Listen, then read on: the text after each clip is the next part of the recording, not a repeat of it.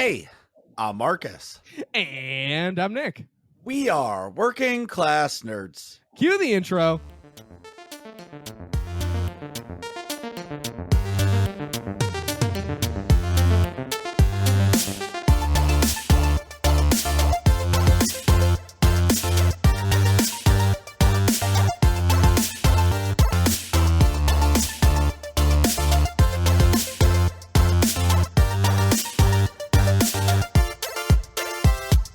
That's right, we are Working Class Nerds, the podcast that gives you no information about your favorite information. Today is Thursday, July 28th, 2022, and you can find this 161 podcast on Apple Podcasts, Buzzsprout, Google Podcasts, Stitcher, Spotify, and anywhere you can find a podcast in the galaxy far, far away. And now, and every other week prior, you can find every single Working Class Nerds episode on the YouTubes. You can also watch me terribly fail at video games Tuesdays, Saturdays, and Sundays at twitch.tv/MarcusB814. And you can watch me play video games every single Monday night at twitch.tv/NickVern51. You can find the both of us on Twitter. I am at MarcusB814. And I'm at Nick Vern. That's NICKVR. In this week's episode, we're talking League of Legends, gaming trends, and the new Marvel content roadmap for Phase 5 and 6. And joining us today is the most handsome member of CWE Power, our paintball team's resident HR representative, the best League of Legends player that I know, and a dear friend of mine. So welcome to the show, Fernando. And what have you been up to besides fixing your computer and figuring out how to turn on headphones? What is up, gentlemen? Very excited to be here. Just want to say, in terms of what I've been up to, literally just rewatched The Dark Knight Rises 20 minutes before starting this podcast with you guys. Very nice. Also, before that, finished Castlevania on Netflix, which is phenomenal. Fantastic. Have you seen it? Fantastic. Yeah. Castlevania is one of my favorite games of all time. That, and it is gruesome.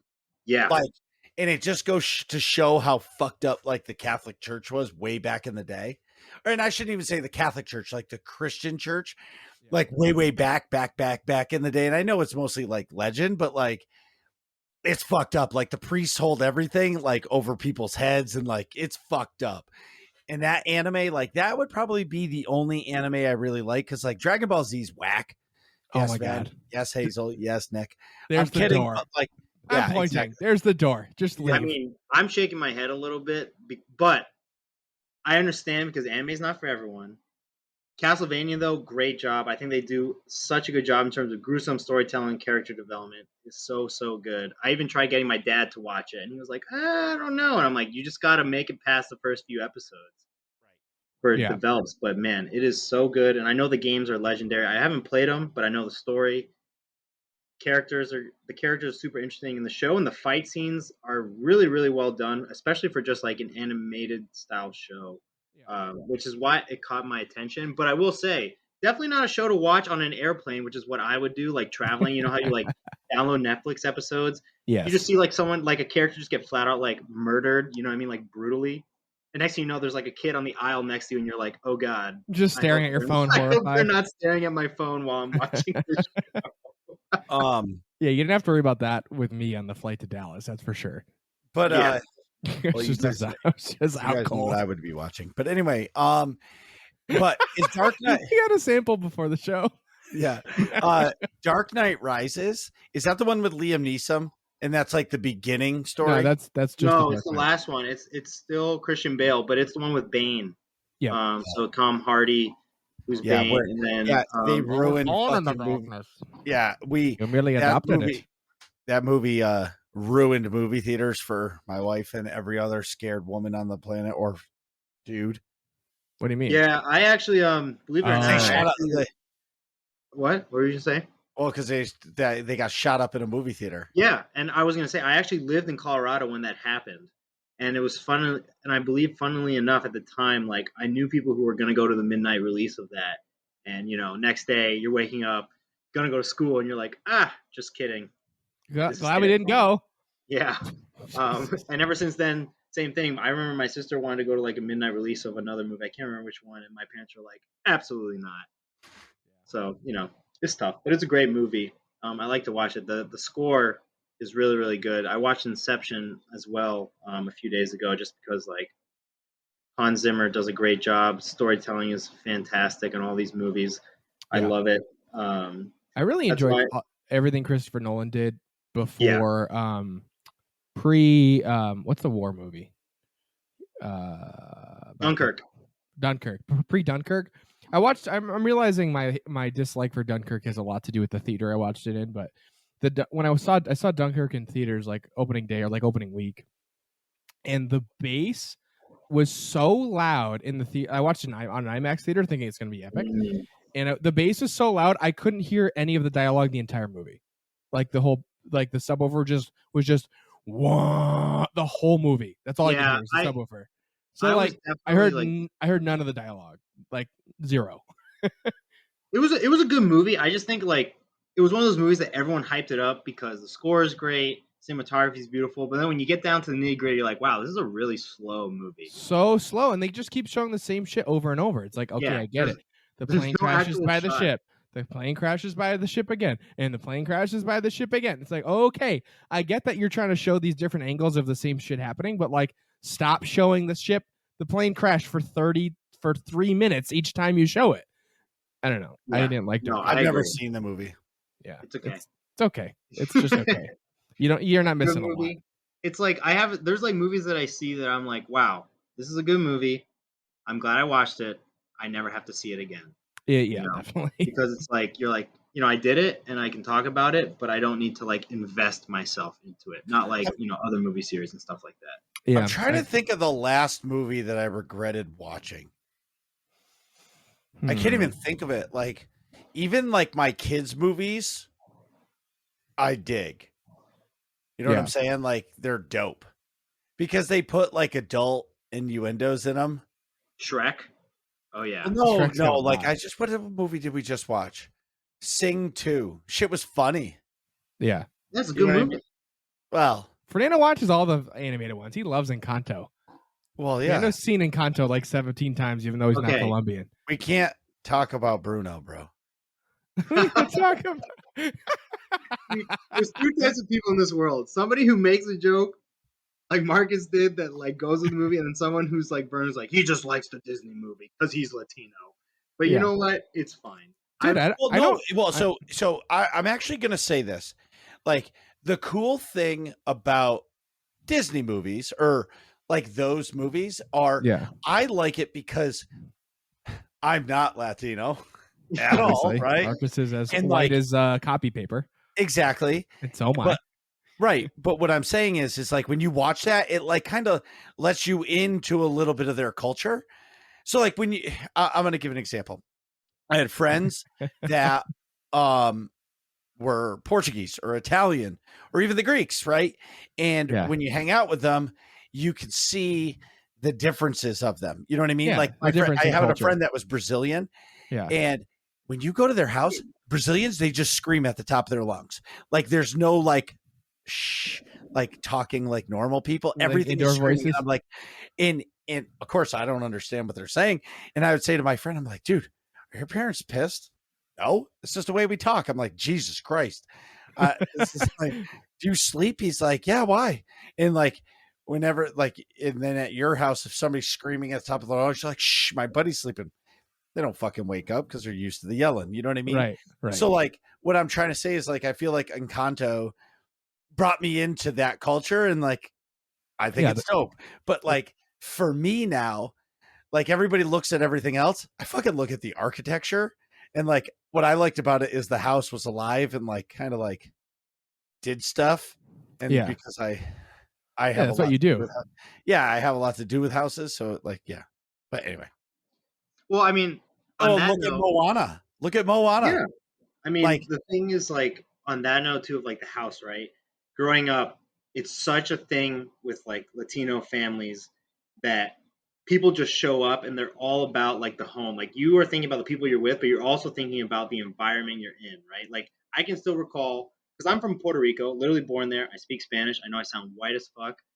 Everyone tells me, and I'm always like, yeah, I get it. I'm not Puerto Rican enough here, or I'm not, I'm like American here, whatever. It doesn't matter to me. I'm like, when I go to Puerto Rico and I'm with I'm with my family.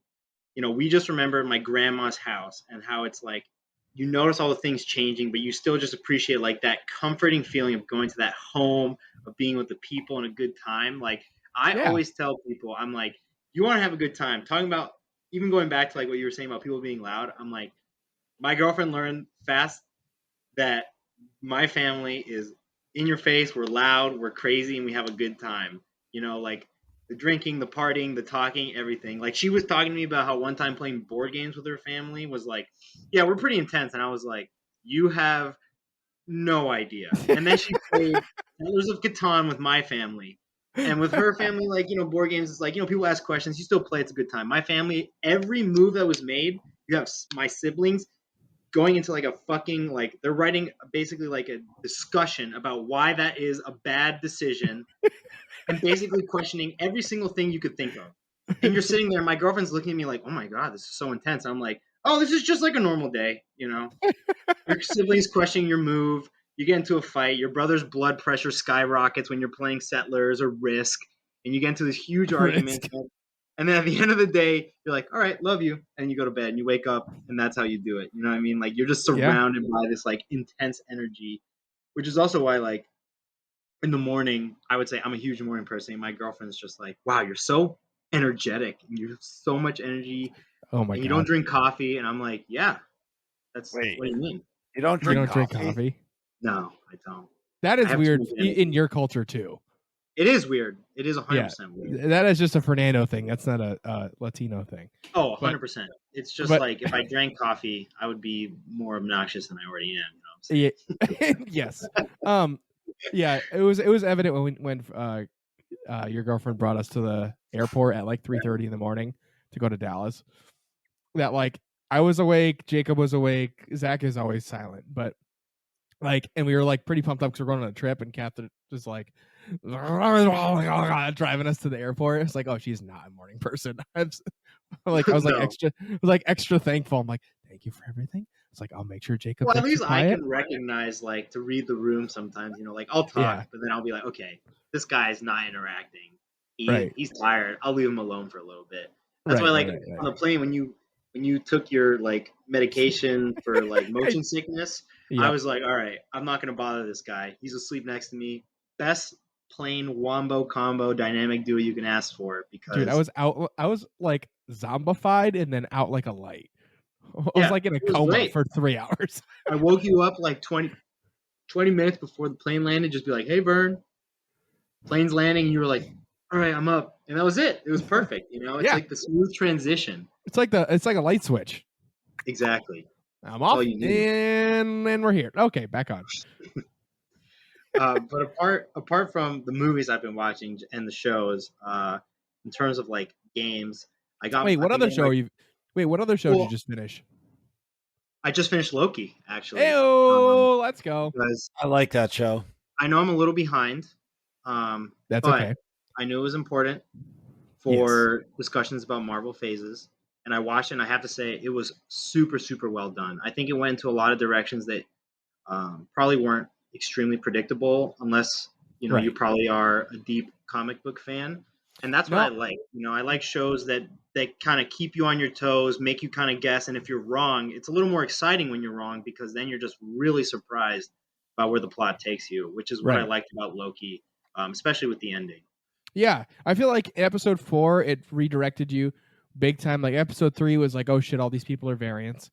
Then like, so something's up with the TVA. Episode 4, oh my god, the what do they call them, the tribunal or something? I forgot the timekeepers. The timekeepers are fucking fake, right? And then you're like, what the fuck is the TVA then? It's like, what is this? When that blew my mind, the end of episode 4, and then by the end you're like, but who is this guy? Who's Kang? Who is he who remains? What is happening? Spoiler alert warning before we really got into it. Oh, I don't care. No. At this point, it's a little late. Like we have a 2-week minimum. We do a 2-week no spoilers. After 2 weeks, like if you're a Marvel or Star Wars fan or a show fan, and your show comes out and you don't watch it in 2 weeks, like you already know what happened because it's called internet.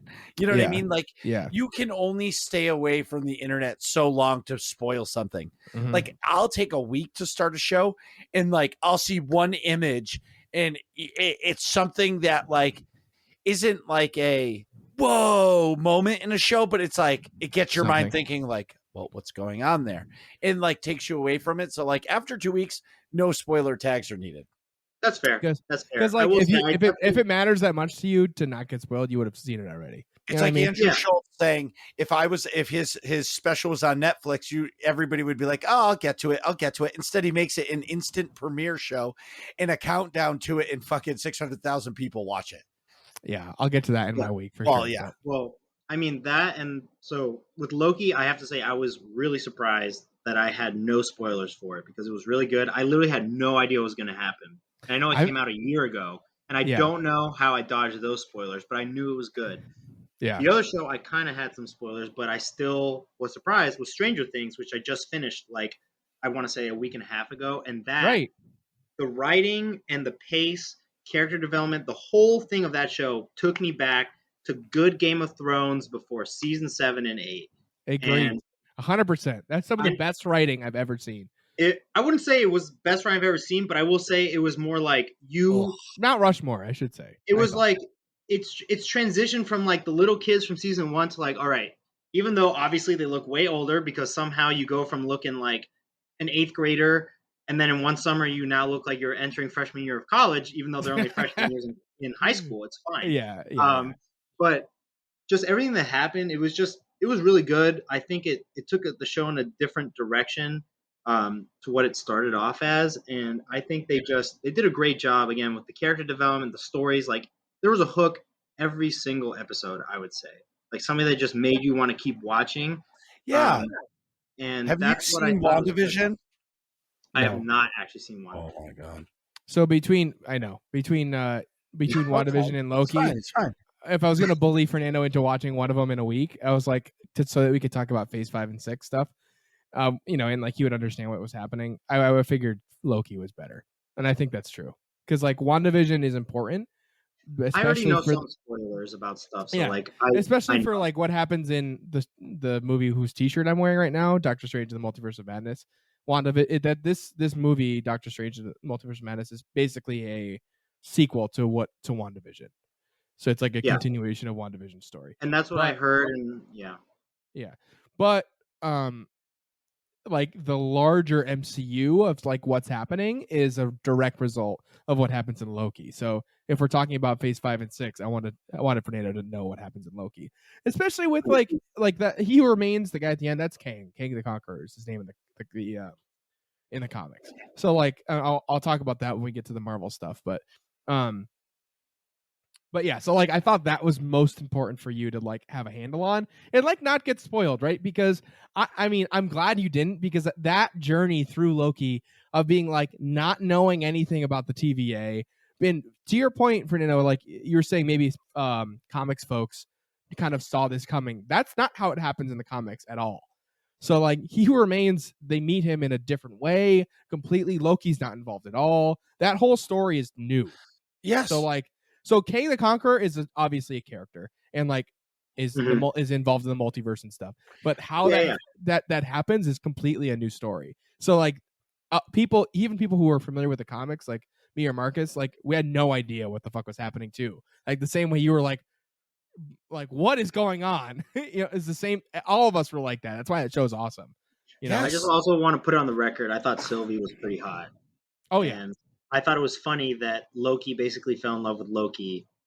Yes. And, I was Very like, fitting. wow, narcissism at its finest. This is phenomenal. You're literally agreed. reaching out with another version of yourself. But the difference is it's not controversial like Game of Thrones. If you think about it. You know what I'm saying? So I thought it was good. Well, Game of Thrones is...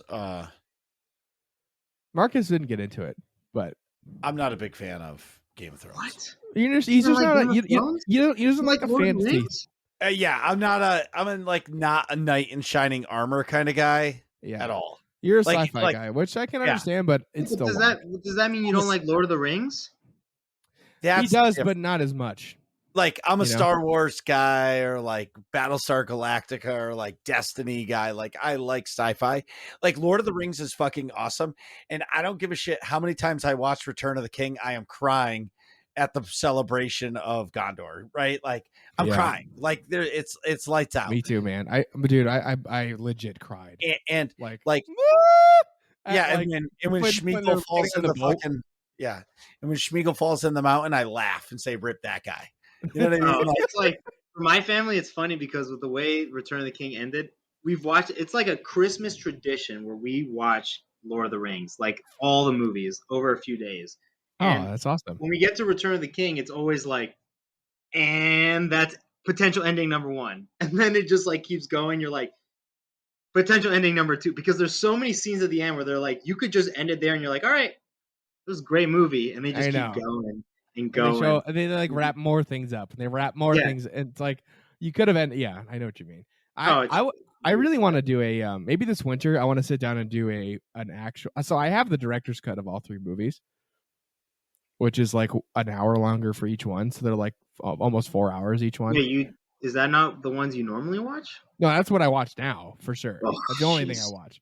But what I want to do is I want to watch the director's cut back to back to back in one day. Oh, it's so good. I mean, Especially those are in the man cave at my dad's house. That's what I want to do. yeah.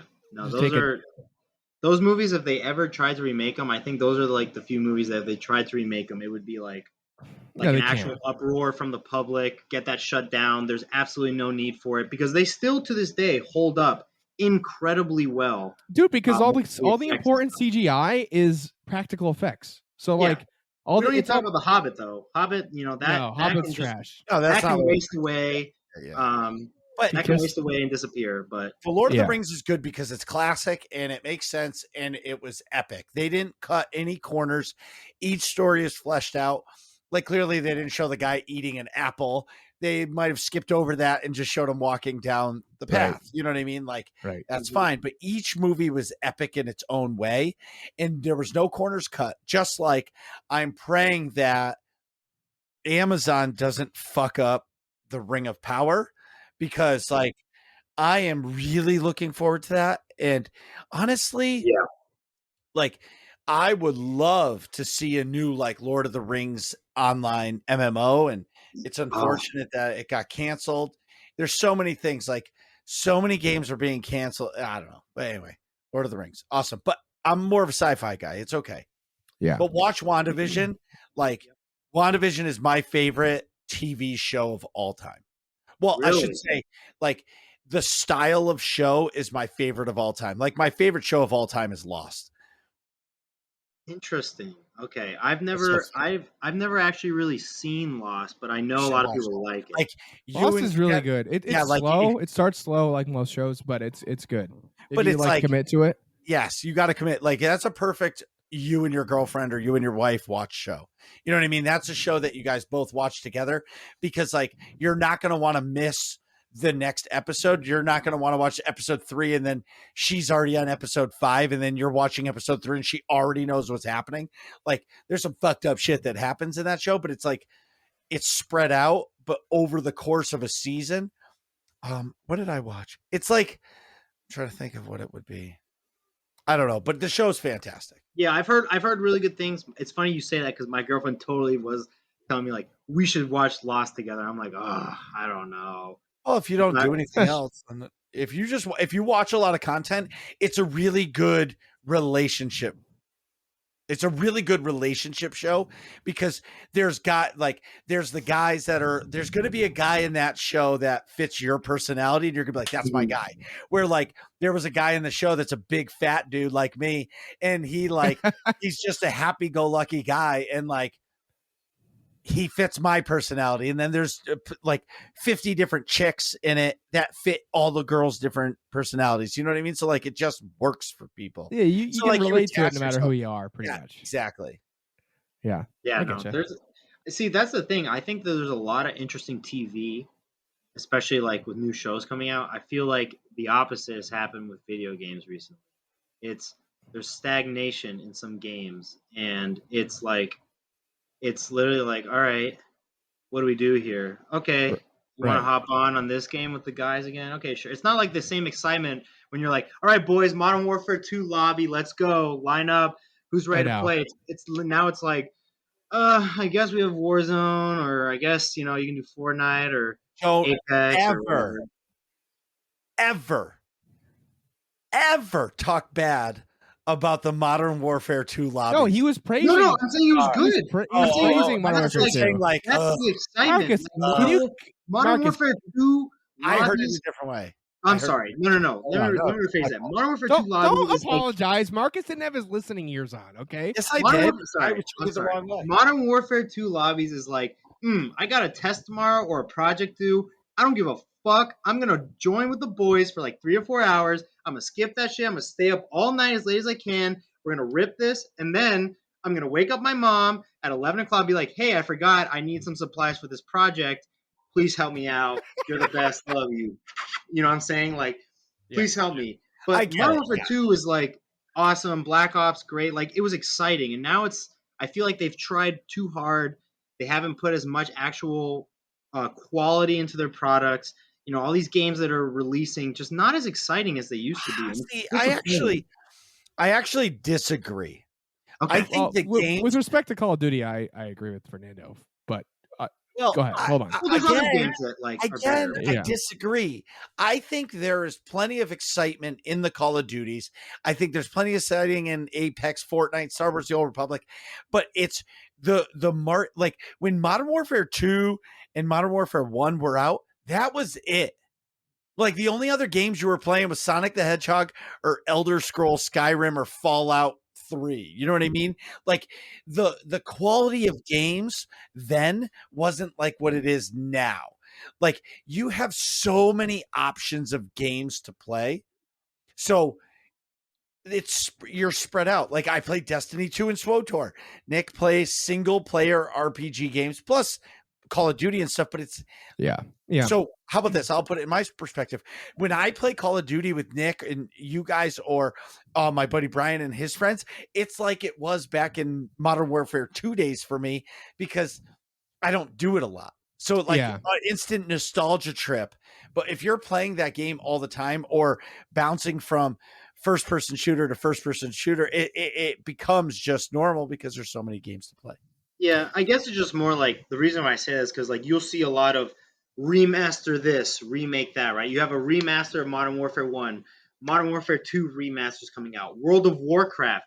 You have World of Warcraft Classic, Burning Crusade, and now Wrath of the Lich King. I'm like, okay, if you're really going back, do you play WoW? I played a lot of WoW. You don't anymore? No, I stopped at Cataclysm because I just got so bored because a lot of the classes, their roles and their actual like differences got blended in terms of what they can do.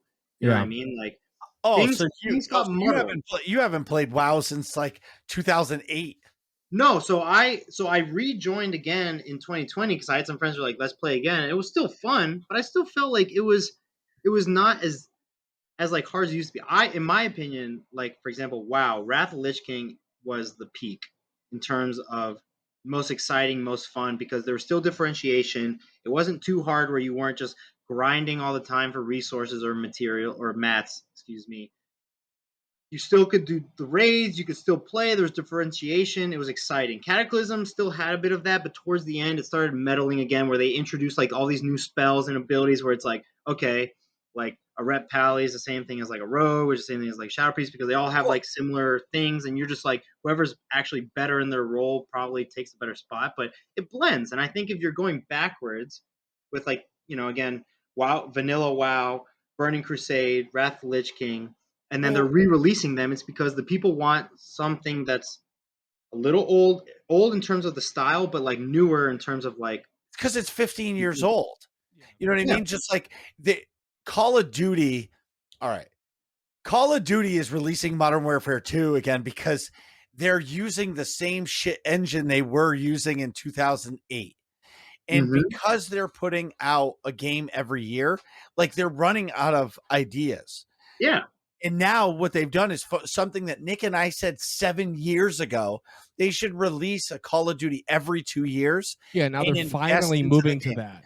Right. I agree.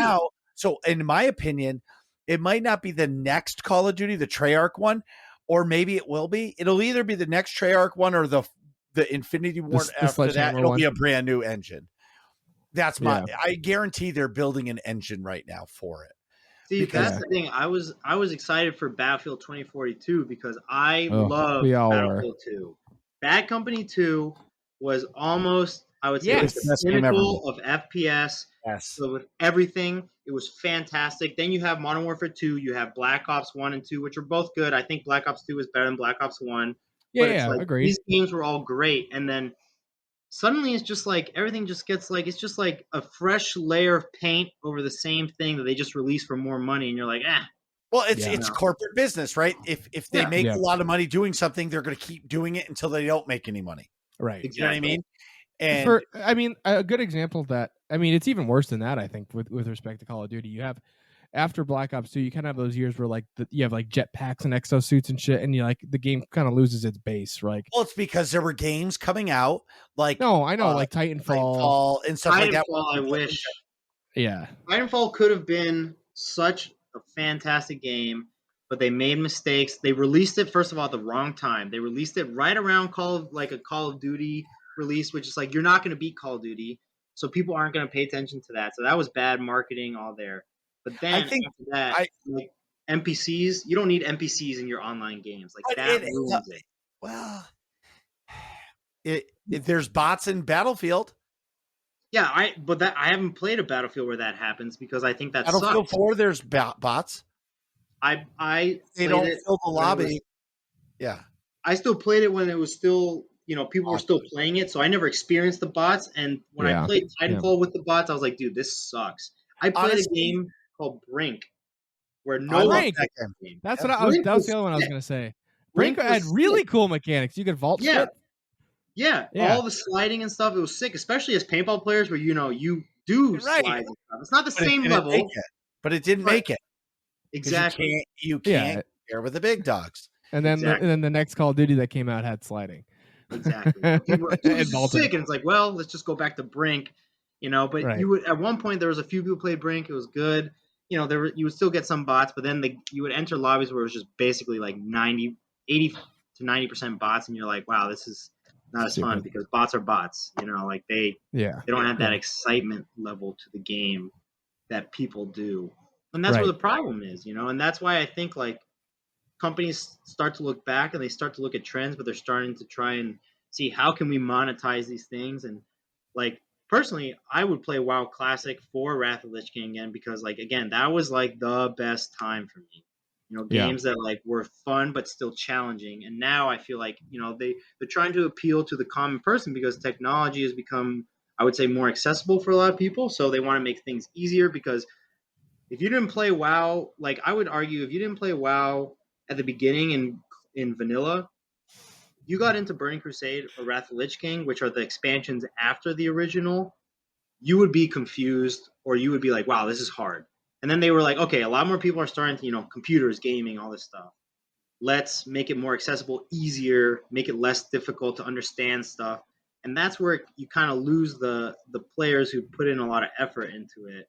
But then as people now have been playing games more, they're like, ooh, it's kind of boring. This is all easy. And they're like, oh, let's go back to like the other stuff because these people didn't experience it. It's like, why not make something original with that same concept in mind? I don't know. That's where I'm at with it.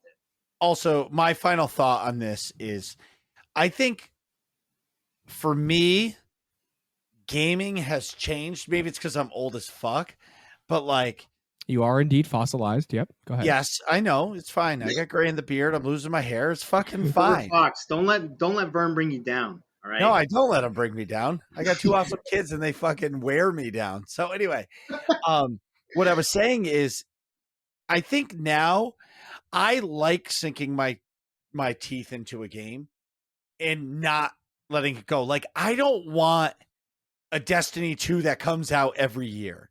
I like having that game or two, or Star Wars The Old Republic is like a WoW clone, and playing that game for years because it's always going to be there. You gain friends from that. And like, I like being a better way to say is I like being a part of a community where like Vern, partner Nick likes I know. single I player think it's the first time RPGs. I've been called Vern on the podcast. I think this is the first time I've ever called you Vern. So, what I was saying is, like, for me, like, I like Mass Effect 2. I loved it. It Yep. broke my heart when that was over. Yeah. But like, I feel like I'm losing a piece of myself when I finish a game. That's why I love all of these games that never end. You know what I mean? They just that's why you. it's a live service game.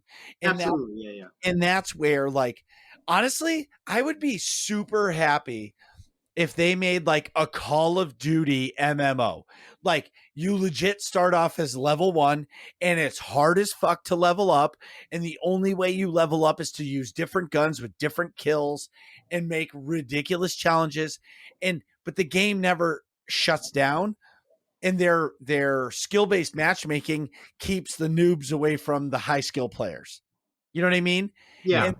And make an MMO out of Call of Duty, and it would fucking destroy this world. See, I feel like that's what they're moving towards with Warzone and like the 2-year release cycle. They're trying to like But the thing keep about people around. Warzone is that it's just a battle royale. Yeah, like, and you're it's not not like yeah. There's not a gear level. Like, you need a gear grind. You need, like, yeah, they have weapon grind, but like, what if there's level 1, 2, and level 3 armor plate you can get? The more you play, a better armor plate you get. You know what I'm saying?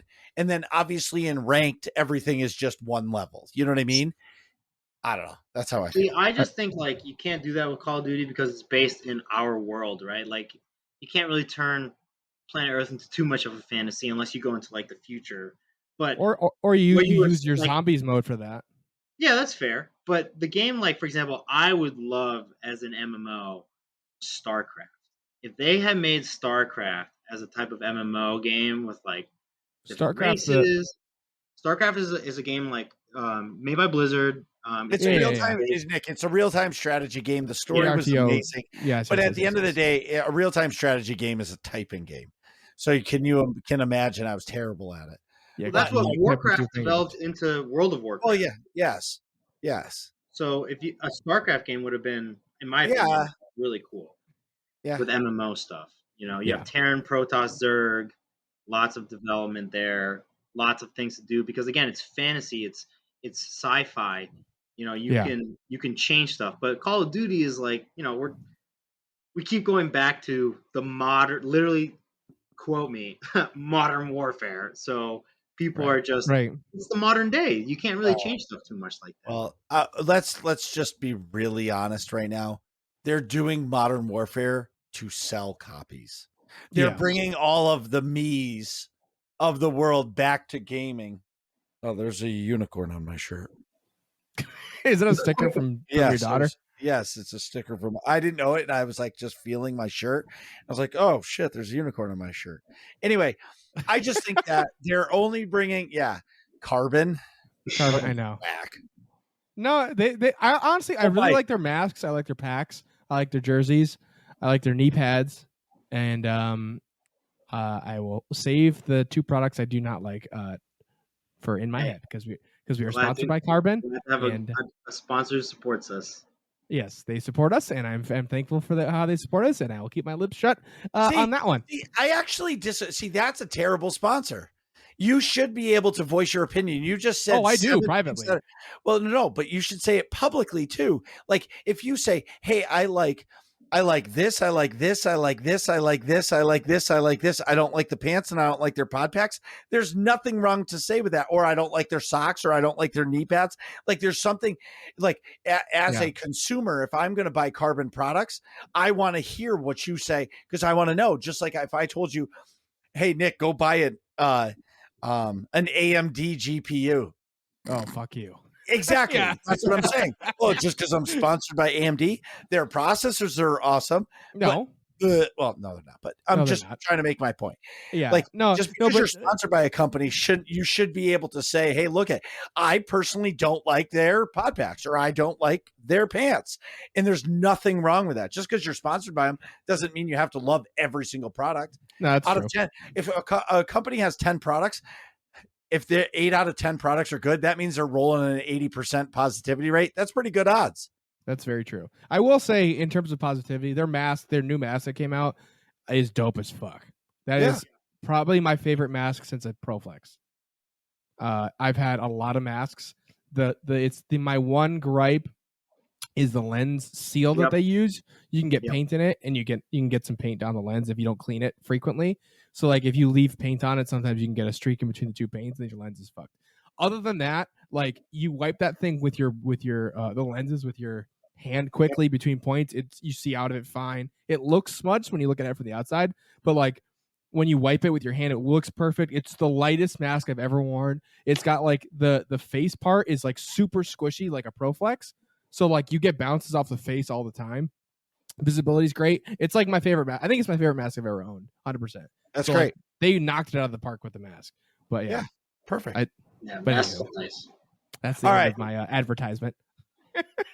Nick for Carbon Paintball. Nick, what have you been doing? So I went on vacation last week, and I talked loud enough for Fernando's speakers to give me feedback. So no, I'm just kidding. Well, I did a little bit, but so last week I was in Maine on vacation with my family. I ate a lot of ice cream. I watched Andrew Schultz's special live the first Sunday, which was incredible. I'll talk a little bit more about that at the end of my breakdown. But when I got back from Maine, wait a minute, hold on, let me reverse. So like every week I ask our guests what their favorite ice cream is, and I had my favorite ice cream this week in Maine. It is Scoop Deck in Wells, and it is consistently the best ice cream I've ever had. 100%. Like the product is unbelievable. I had peanut butter and jelly. So it was a peanut butter base ice cream with grape jelly swirl. And it's so I'm allergic to chocolate, which Marcus doesn't believe, but whatever. I'm allergic to chocolate, so I can't have chocolate ice creams. So I have to like get some funky flavors. Peanut butter and jelly was unbelievable. Like peanut butter ice cream with a grape jelly swirl, and it was incredible. I think I posted that in the Nerds community Discord. And then I also had a bunch of blueberry crumble, which was like what I've been listing as my favorite of all time. That's also wicked good. It's like a blueberry ice cream with blueberry like syrup swirl with like Fernando's on Instagram, I can tell. with cinnamon toast like crumble or something like that. And it's unbelievable. And they're smalls. Like you get a small ice cream from there in a waffle cone, and they fill the whole waffle cone with ice cream. And then they put a soft. The Snapchats I got, it was the size of a newborn child. And then they put a softball-sized scoop on top of the waffle cone after it's already filled with ice cream. It's ridiculous. So like, I posted a couple pictures to the Discord when I like actually got the small. The other days I had to get like a kitty, because like a kitty size in a cup, because like it's just insane. It's craziness, but unbelievable ice cream. If you're ever in Wells, it's well worth it. They also have like literally like 30 different custom flavors, and it's crazy. Also, I'm almost done with season 3 of The Boys, which is continuing to be incredible. Oh, I need to watch that. It's incredible. That's your next homework assignment. That is the next show. That is the next show. I'm on episode. I'm in the like 3/4 of the way through episode 5, I think 5 or 6. I think it's episode 6. Whatever one is entitled Herogasm. Great show. Yeah, it's incredible. Fantastic. No spoilers because that's fairly new. But I also, of course, had stream on Monday when I got back from vacation, and I'm continuing the Witcher 3 story, which is continuing to be absolutely epic and probably in contention for my favorite game of all time. Stream this week was wicked fun.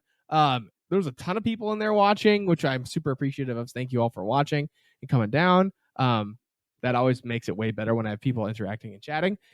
And so this week on Wednesday night, as you know, Marcus and I get together with my dad, Storm and Norman, Marcus's uncle, my father, to just like watch some kind of content on Wednesday nights. It's like guys' night. So we kind of went a little above and beyond. We had like appetizers with like burrata cheese and these like crazy oven baked or oven roasted tomatoes and stuff, and like these like ciabatta like breads to like dip it in. I got the snaps. Crab dip, strawberries. Crab dip, strawberries. A customer of mine makes his own super sod It's like the Yeah. Italian sausage. Oh, And it was like we like literally hung out for like an hour to an hour and a half, just chatting, having a beer, just Yeah. shooting the shit, laughing our balls off.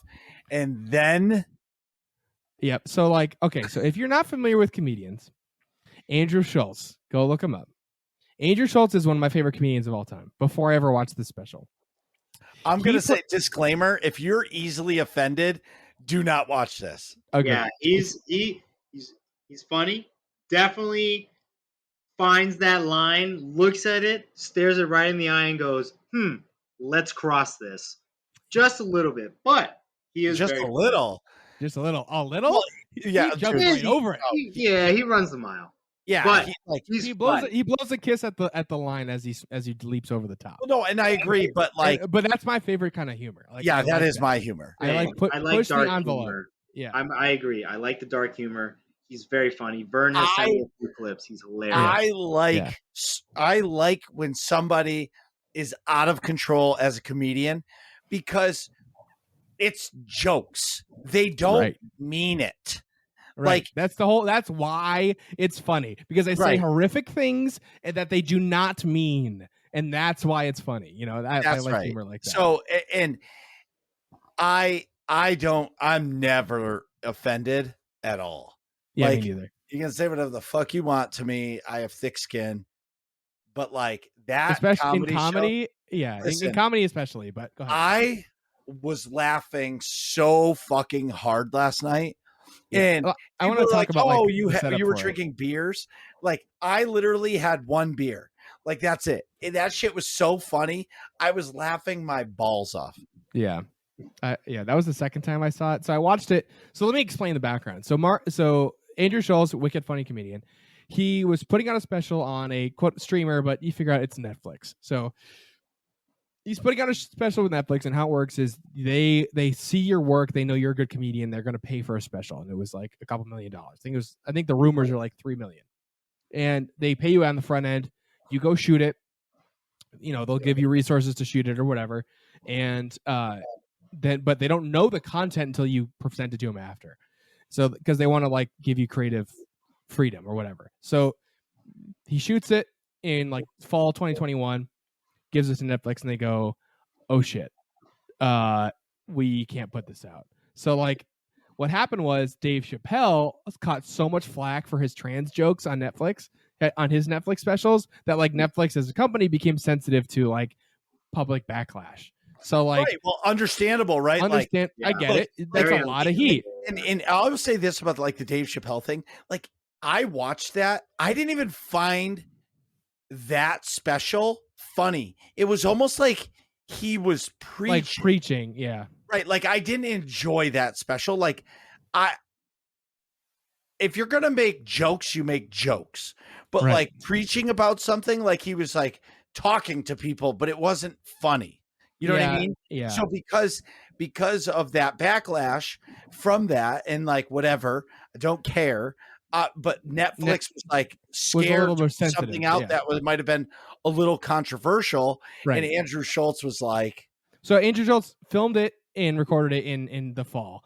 Then like it was right to put this out right as that Roe v. Wade reversal decision came out, and he has a good probably 15 minutes of abortion jokes, which are very funny and I think tastefully done. I think he plays both sides of the equation, and it's fucking hilarious. The whole bit is hilarious, but they wanted him to cut, like, if it's an hour special, they wanted him to cut like 15 minutes. So he's like, fuck you. Yeah. I'm not cutting any jokes. This is comedy. This is what comedy's for. I'm making jokes. It's supposed to be funny.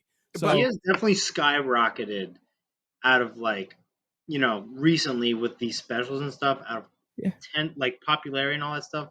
Yeah. And I think it's just like reflective of people having a dark sense of humor. It's comedy. I'm going to say, here's what I'm going to say. The difference is you can go no holds barred when it's your own. You know what I mean? You can go no holds barred, but when you're a part of a corporation, they have stocks, I totally they have a bottom line.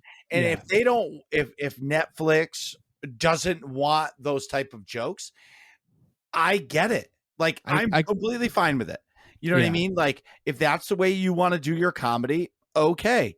but like he bought the rights back and he was like, look, I'm not doing it. I'm standing behind my product and I'm going to put it out myself. But Yeah, and he did. Netflix And he ended up, was like, Netflix let him out of his contract. yeah. So he bought. So what ended up happening is they said, hey, we need you to, if you were going to put it out with us, you need to cut this content. He said, no, I'm not. I'm keeping my creative integrity. I'll buy it back. So he paid them back the rumor's $3 million, but that's, just a rumor. But anyway, they paid him back the giant sum of money, right? And then put it on Instagram and said like, hey, and YouTube, it said, hey, I was going to put out the special. Here's the deal. I had to buy it back. They wanted to cut content. I'm putting it out myself. It's going to be a pay-per-view event. You're going to get it this Sunday. I think it was July 12th or something like that. It's like, it's going live at 9 p.m. Was like, buy it for $15 and help me make my money back. And then it ended up being like, you can watch it for like a month or something like that.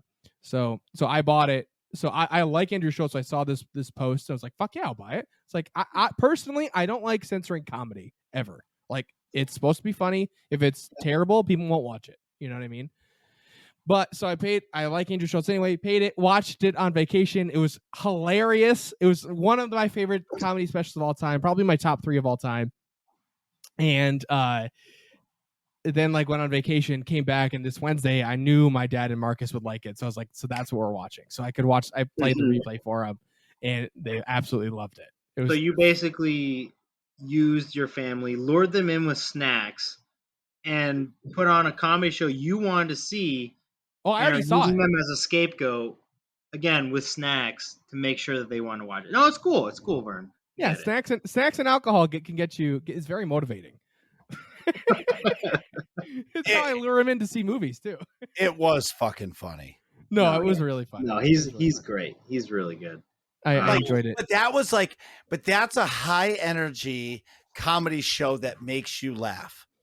Where like everything he said was fucking hilarious. Right, where that Dave Chappelle comedy show, it wasn't funny because it was just blah.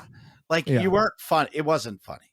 You know what I mean? It wasn't as funny. It had some funny moments, but it was mostly like it was like a Debbie Downer, a sermon almost. It was weird. Yes, exactly. All hype from the controversy, not as good as it could have been or should have been. No. Honestly, this Andrew Schultz special is available till July 31st to buy on his website, theandrewschultz.com. It's honestly well worth the $15. Not a sponsor or anything, just a creative person I really enjoy. If you think you're gonna like this pretty controversial humor, worth it. It was one of my favorite. But is it controversial? Like I don't not really. Like I'd hear 0 people on the internet saying cancel this guy because I don't think he was offensive.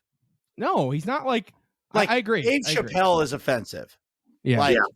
You know what I mean? Like he's offensive. Where Andrew Schultz was not offensive. Like he made rude jokes, but he wasn't offending people. Right. And he was out of control. From that 1 hour was an intense hour. Anyway, moving. Yeah. My last note is the most impressive piece of that for me was his crowd work. So like if you're not into comedy lingo, crowd work is like you're just see somebody in the crowd and you start commenting on them or ask them a question. You're interacting with the crowd. It's impromptu, so you haven't written anything ahead of time. So like he has like probably 5 little like crowd interactions that are also hilarious. So like normally if you see somebody do comedy like on YouTube or something and the crowd work can like be hit or miss and they're finding stuff and like obviously they cut stuff together for the special, but like even the crowd work that is in the special is really funny. So like his prefabbed or like his bits that obviously are part of his show are amazing, but then his crowd work is really good too. So yeah, I wholly recommend going to check that out. AndrewSchultz.com or theandrewschultz.com. But anywho, Marcus, how's it going? What have you been up to? In full disclosure, I'm going to run and pee because Fernando made me drink more of this margarita than I normally would. So I got to pee. I'll be right back. That was your own fault. You're not playing the game. Agreed. So it actually worked out well because Nick and I were on vacation the same week. So I was in Rhode Island. He was in Maine. So it was fantastic because like it's always tough for the podcast when he goes one week and I go the next because then we have to like try to record an extra episode in like a double episode week because we never want to go 2 weeks without a show. And it worked out really well that we didn't have to do that. And so I got anytime, like I work so much, I talk about it all the time. I work so much that anytime I get to spend a whole week with my kids on a beach is amazing. It's amazing. Like anything I can do for one full week is amazing with the kids. Nick, I was just saying how this year's vacation was completely awesome because we were on vacation at the same time and we didn't have to like try to squeeze in a double episode of the podcast. Yeah, we were just like, all right, look, we're on vacation. It is what it is. It worked out perfect. It's like it couldn't have worked out perfect because we recorded the week before and then boom, we missed a week and now we're back in business. It's not like we were on like I was on vacation 1 week and you were on vacation the next week, so it was like 2 weeks of like not having us, or like I was here and then you were here. Oh, I was here only, or you were here only, and it was it worked out great to be synced up separately, but. So in streaming has been super fun since I've been back. Like my welcome back stream last Sunday was fucking amazing. Like there were so many people that showed up. We had so much fun. It continued into Tuesday. Like we had so much fun. Like I feel like I'm finally finding the content creator that I'm meant to be, or streamer that I'm meant to be in Destiny. And it's not a super serious streamer. Like I'm not the best. I'm not trying to be the best. I'm more of like the community guy. Like you want to come play Destiny with me? Oh, I want to do Crucible tonight. Let's do it. I don't give a fuck if we win or lose. Oh, you want to do strikes? Let's do strikes. You want to do this? Great. You want to do hard content? I can't guarantee that I'm going to be good enough for us to win, but like, let's go. Excuse me. So for me now, I've been having a lot of fun with stream. Speaking of streaming, something funny happened today. So my son's sick, so I had to do full gymnastics duty with my daughter. Yeah. And I told her, I was like, we're going out to dinner. I said, so every time I have my kids and it's after something, like after gymnastics or something, we always do an adventure. There's always a place we have to stop. And I make sure of it because like gives them life experience. Like, hey, I have to go to Home Depot for work stuff, or I have to go here. Like you're coming along. Let's go. You know what I'm saying? And yeah, it makes them realize like, hey, like it's not all just fun and games. Like sometimes you got to take some time to do some life stuff. But I label it as an adventure. Yeah. I just take them. Subtle things that they'll remember. Mm-hmm. Yeah, exactly. Yeah. So she says, as soon as she goes, so when we were on our way to gymnastics, she goes, what's our adventure today? And I said, it's funny. We have to go to two places. We have to go to Home Depot because I'm buying some wood. I'm building my kids a lemonade stand tomorrow night. So, and I'm going to have it on wheels. So like, cause we live on a cul-de-sac and the main road is probably like 150 yards away. So I'm going to have it on casters so we can wheel it out to the main road on the sidewalk and they can do the thing and then we can push it back. You know what I mean? Well, obviously let me know when you have the lemonade stand. I'll stop by. So I'm guessing lemonade will be for sale on Sunday. Cause I'm working on Saturday and I'm going to give them the paint to paint it on Saturday. So like ready to rock for Sunday. Yeah. So it'll be full lemonade stand, full effect come Sunday. Perfect. And then I had to go to a customer's house because they wanted to pay me. So I dragged her along with me for that. But my point is it's always about the adventure. So, but I'm circling back. So I said to her, like, where do you want to go? You want to go to Red Robin? You want to go to 99? What do you want? She's like, can we go to Chick-fil-A? And now I'm just letting you guys know, I've never gone there and ordered. Like if I've ever eaten there, like my wife would give it to me. You know what I mean? Like get it for you essentially. Yeah. Like she'd be going or like mobile. Well, yeah, something. So I've never actually like ordered there. Okay. So I said to my kid, I'm like, so what do you get? She's like, a chicken sandwich. I'm like, do you get anything on it? She goes, chicken. I was like, so I'm at the guy talking to the guy and he's like, do you want pickles on it? And I would look in the back, you want pickles? She'd say no. So anyway, and she was like all pissed off because she's like, you didn't get me a milkshake. I was like, do you have milkshakes? And the guy looks at me like, bro, where the fuck have you been? Like Dude, it's Chick-fil-A. How do you not know what the menu is? Exactly. And I'm just like, I have no fucking clue. Anyway, so like the way it works is you order from the dude and then you drive up and talk to another dude. Right. Yes. So that guy, first thing he says to me, he goes, PC or console gaming? What? In the Chick-fil-A line? Yes. Like the guy working there, I was like, what were you wearing for a t-shirt? Work shirt. I was filthy. Okay. I was just in my truck. So he's like, PC gaming or console gaming? I was like, PC. He goes, Xbox or PlayStation? I said, duh, Xbox. The controller's the best. And he's like, all right, just so you know, right now we're split PC gaming and console gaming. And right now, why are there so many people that love the Xbox? And I was like, yeah. I was like, maybe because you can get it. The PlayStation controller is the worst controller ever created. All right, relax. It's not that bad. They made it way better. Listen, I would take a Super Nintendo controller over a fucking. Okay, that's an exaggeration. No, you are lying to yourself, and you know it. You cannot sleep at night. The only good PlayStation controller is the Astro one because you can move the thumbstick. Yeah, but that's not a PlayStation controller. That's a every PlayStation controller is JUNK.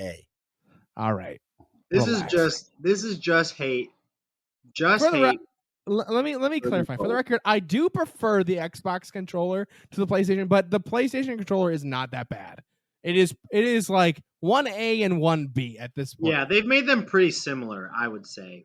Yeah. This is just like the classic Xbox versus PS4 or Xbox versus PlayStation thing. Well, actually, you know, it's not even that for me. I'll give you the thing. Why I don't like Sony is because they don't release their games on the PC on launch. Xbox, any game that's going to the Xbox and Xbox exclusive, it releases on the PC. And then what happens is Sony's too high and mighty, which they don't understand that if they sell it on the PC and the PlayStation, they're going to make double the money. But see, they don't want their first party games to have to port both copies. You know what I mean? Not wrong there. I will give you a good point. There are definitely times where, because I'll say, grew up a Nintendo fan. Then, from my experience as a kid, I felt I aligned more with the stuff on the PlayStation, just from the games and my friends who had them. But I will say, Xbox definitely has more versatility of like they expand their range so much more, which I think is great. And there are times where I'm like, why is this game that's like a Sony game like not on the PC? Like for example, God of War. I'm like, why didn't that not initially just like release on the PC? Because like, why not? Why not reach a wider audience? Well, I can answer you why. Because if you release God of War on the PC on launch, the PC version is going to be better than the PlayStation version. Yeah, immediately. And it'll make people not want to buy a PlayStation. That's correct. Because what do you need a PlayStation for if you can buy it on a PC? My main motivator to get a PS5 is to play the exclusives. Like I want to play. Right, exactly. No, but that's Horizon what I'm saying. Forbidden West. I want to play. Horizon Forbidden West will be on the PC. You'll be able to get that. Yeah, but it'll be in a year. You know, Thor Ragnarok or God of War Ragnarok or whatever the fuck it's called. God of War Ragnarok. Yeah. God of Thor Ragnarok. God of Thor. Oh my God. But like that, it's going to look amazing on the PlayStation 5. But then wait until what it looks like on the PC. Yeah. Oh yeah. But anyway, 100%. So I've been having a lot of fun with all that. I'm finding my niche. The Chick-fil-A guy. I thought like I was like thinking in my head, I'm like, what's this guy asking this for? But he was that was his like shtick for the day, right? He's like, I'm just asking everybody. I'm like, all right, this guy's pretty cool. And it just proves that how many people play video games. It's awesome. Yes. Also today, I'm going to get into it in a second. Star Wars: The Old Republic had their big live stream. I'm doing my quotation marks of finally. So they're coming August 2nd. game update 7.1 is coming. So they did a live stream breaking down all the things that are coming out in the game, which it was a really good live stream. I liked the new, like they did it differently. It was almost like a Twitch. Well, it was on Twitch. Don't think I mean it like that, but it was less like live stream, like officey, and more like a Twitch streamer's stream.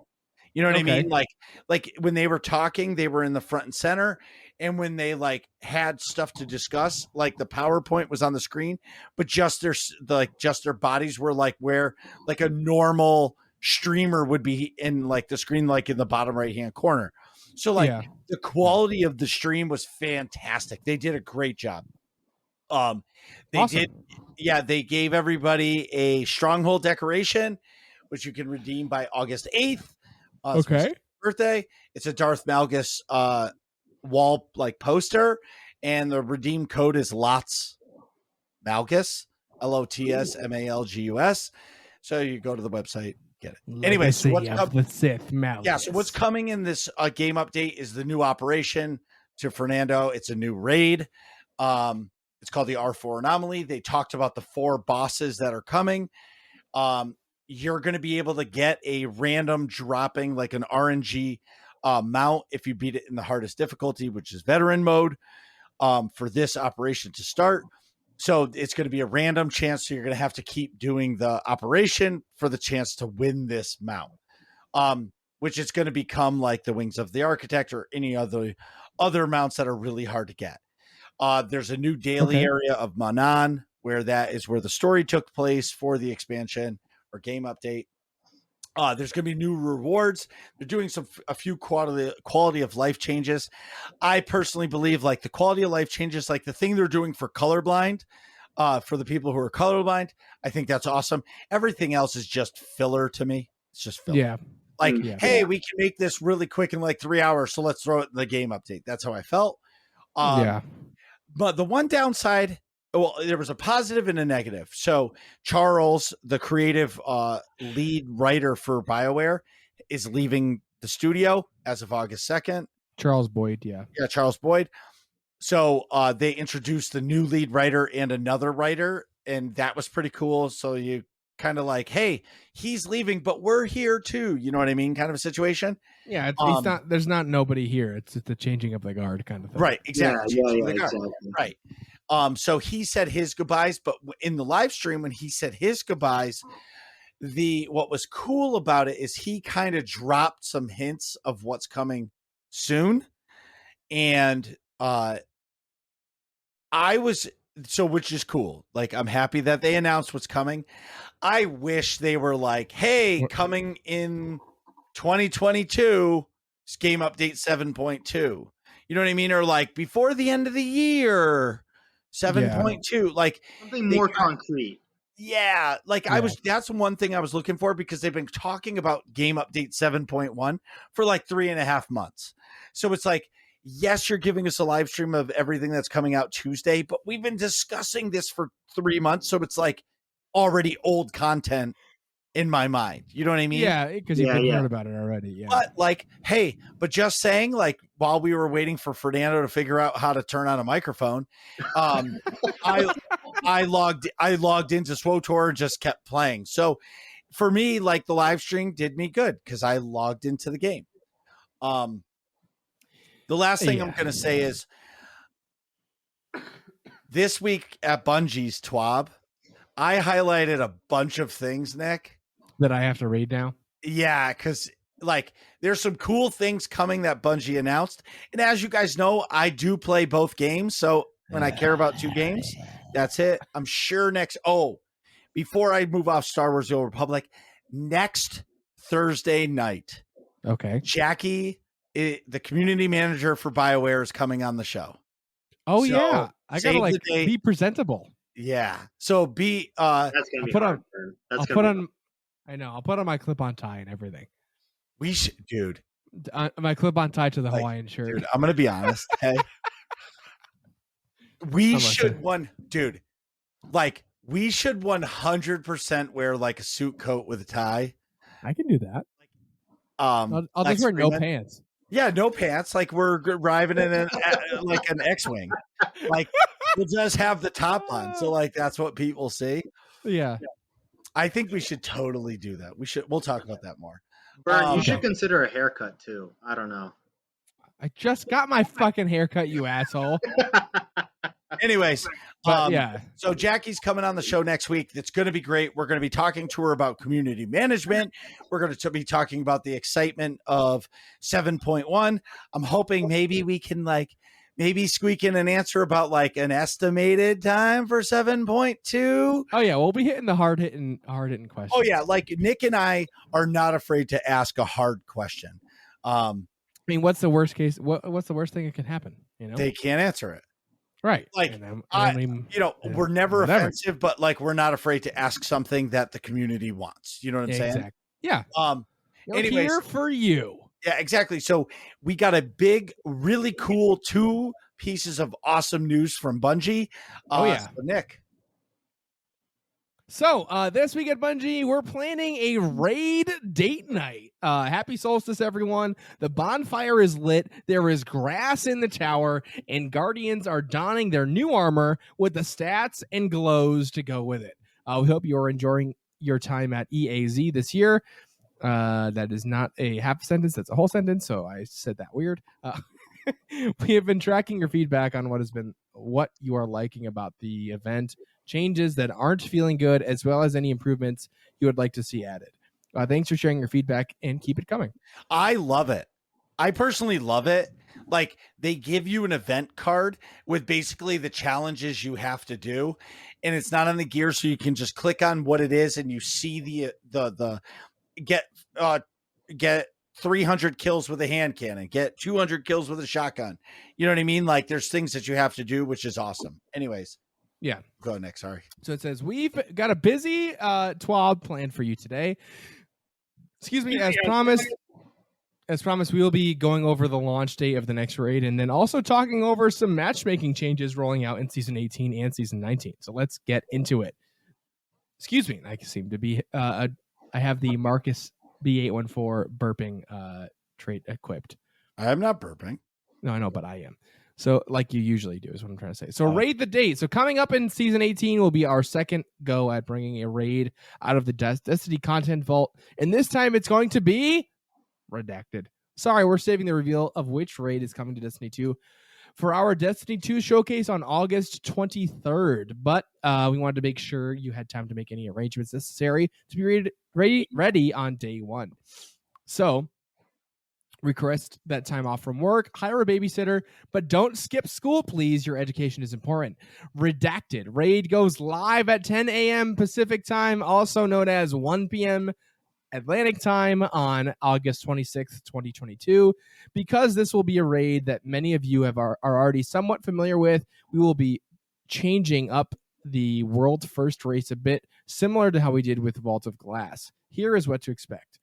The raid, whoops, I just hit a button. I didn't mean to. The raid will launch with contest mode enabled for 24 hours. You'll need to be at the 1560 power to be at the cap for all of the encounters.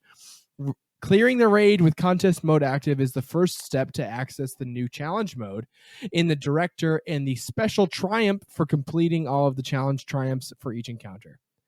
Completing the secret triumph, a curated list of challenges is in this newly unlocked challenge mode, will be how a fire team crosses the world's first finish line and claims their prize. So, interesting. So you have to beat it in a special way that gets all the challenges.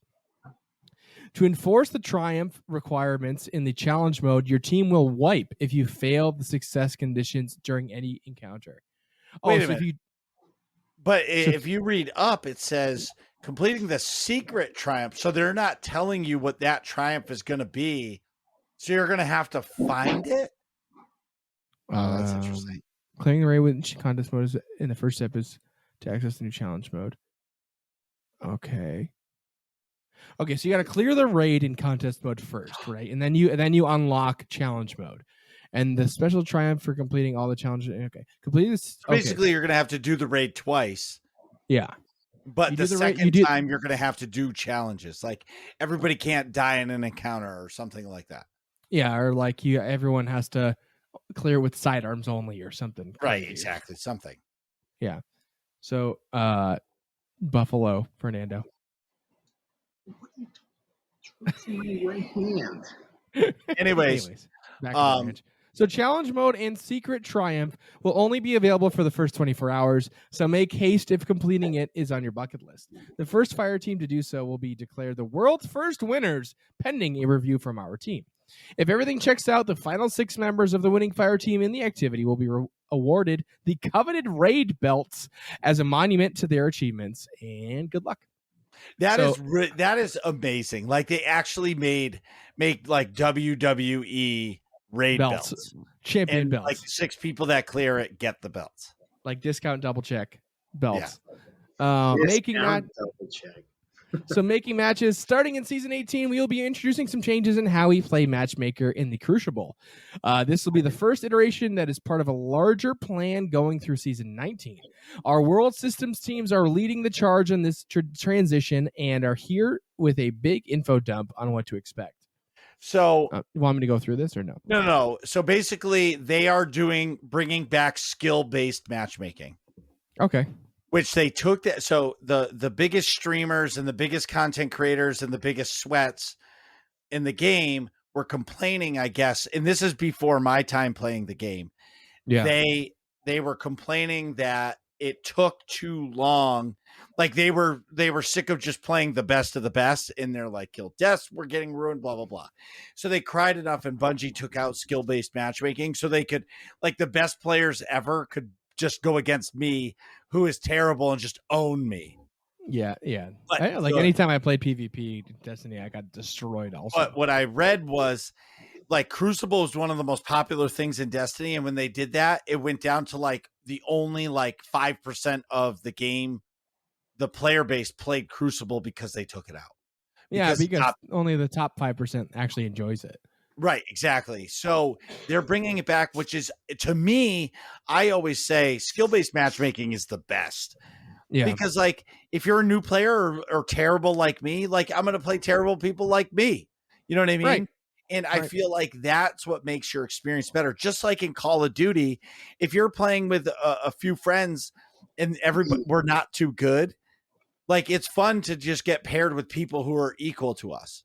Yeah. It sucks when like you bring in your one friend that's really good and it fucks up your lobby because like you're the guy that you're all of a sudden you're like, dude, I can't even leave the spawn and I'm getting sniped from like a mile away. So, when I played with Marcus, that was me, unfortunately. Marcus would be like, dude, I can't even leave the spawn. I'm like, what do you mean? I'm like, headshot. Yeah, like I was just dying, which is okay.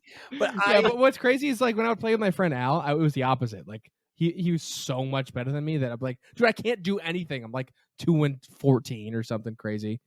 Right. So there's levels to everything. But for me, I like skill-based matchmaking. I think it makes a better game. And I'm hoping that if this is their plan moving forward, hopefully it just makes the community, like the gaming community, that much better. Yeah. So votes are in. Last week, we revealed that 3 maps would be voted on by the community to determine this week's Trials of Osiris map. Eternity, Widow's Court, and Rusted Lands were all on the ballot. But there could only be one winner. And Eternity is the community picked map for Trials of the weekend of July 25th. Eternity. Results were Eternity 39%, Widow's Court was 31%, Rusted Lands was 30%. So believe it or not, it was really cool. Yeah. And other than that, I think it's really cool. And then they're releasing some new Prime rewards. So if you have Amazon Prime, there are some new rewards you can get. Blah, blah, blah. All right. Yeah. So, Nick. Yes. Are you ready to talk about Marvel stuff? Well, do you want to talk about that now, or do you want to do that after the break? Yes. You know what? I think we should probably do that after the break. I feel like that'll be a nice. The pacing makes a little bit more sense. Okay, great. So everybody, starting next Tuesday, is AIE's Summer of Love. And we're starting Tuesday, August 2nd with our Remembrance Day. So as you guys know, AIE is a greater gaming community. There's thousands of members across multiple games. And every year on August 2nd, we all get together and we do our Remembrance Day. It's to remember all of our gaming friends who have passed away, or even a family member. It could be your dog, could be anybody that was important to you that year that you kind of went away. In Star Wars: The Old Republic, we go to Alderaan and the top of the Jurin Mountains and look over stuff. And like we do a guild town hall, and we all kind of talk about what it means to us. And like we've had some like real friends, like Jana was a great friend of mine. She got me into raiding in SWTOR, and she passed away, I think 2 years ago or a year ago. And like that shit sucks. Like I got to meet her in person, and we had a cup of coffee, and I like at Panera Bread, like we met in person. Like that shit is fantastic. So for me, like Remembrance Day is super special, and it's one of the best events that our guild does, because it just brings the real into your gaming life. You know what I'm saying? And then the rest of the week will be filled with Summer of Love events. They're doing D&D games. There's going to be special events in all of the games. Next Tuesday, there will be no clan night in Destiny because I will be in Star Wars: The Old Republic. But other than that, I think it's going to be a really good year. And then Nick and my contribution to Summer of Love is we're doing a live episode of Working Class Nerds next Thursday. We'll be on the Twitch interviewing Jackie. So I'm super excited for it. So if all this sounds fun to you, go to aie-guild.org. Get our Discord information in the top right hand of the website. Look for that purple Discord button and ask for a guild invite, whether or not you play Star Wars: The Old Republic or Destiny 2 or Pokemon or World of Warcraft or World of Warcraft Classic or StarCraft or League of Legends or any of the games that we play. We would love to have you. That's aie-guild.org. Get involved right now. Let's go. All right. Well, Nick already buried the lead, but I know he has to go to the bathroom. I definitely have to pee again, so we'll be right back. Jeez, Nick, hurry up. We're trying to finish this podcast.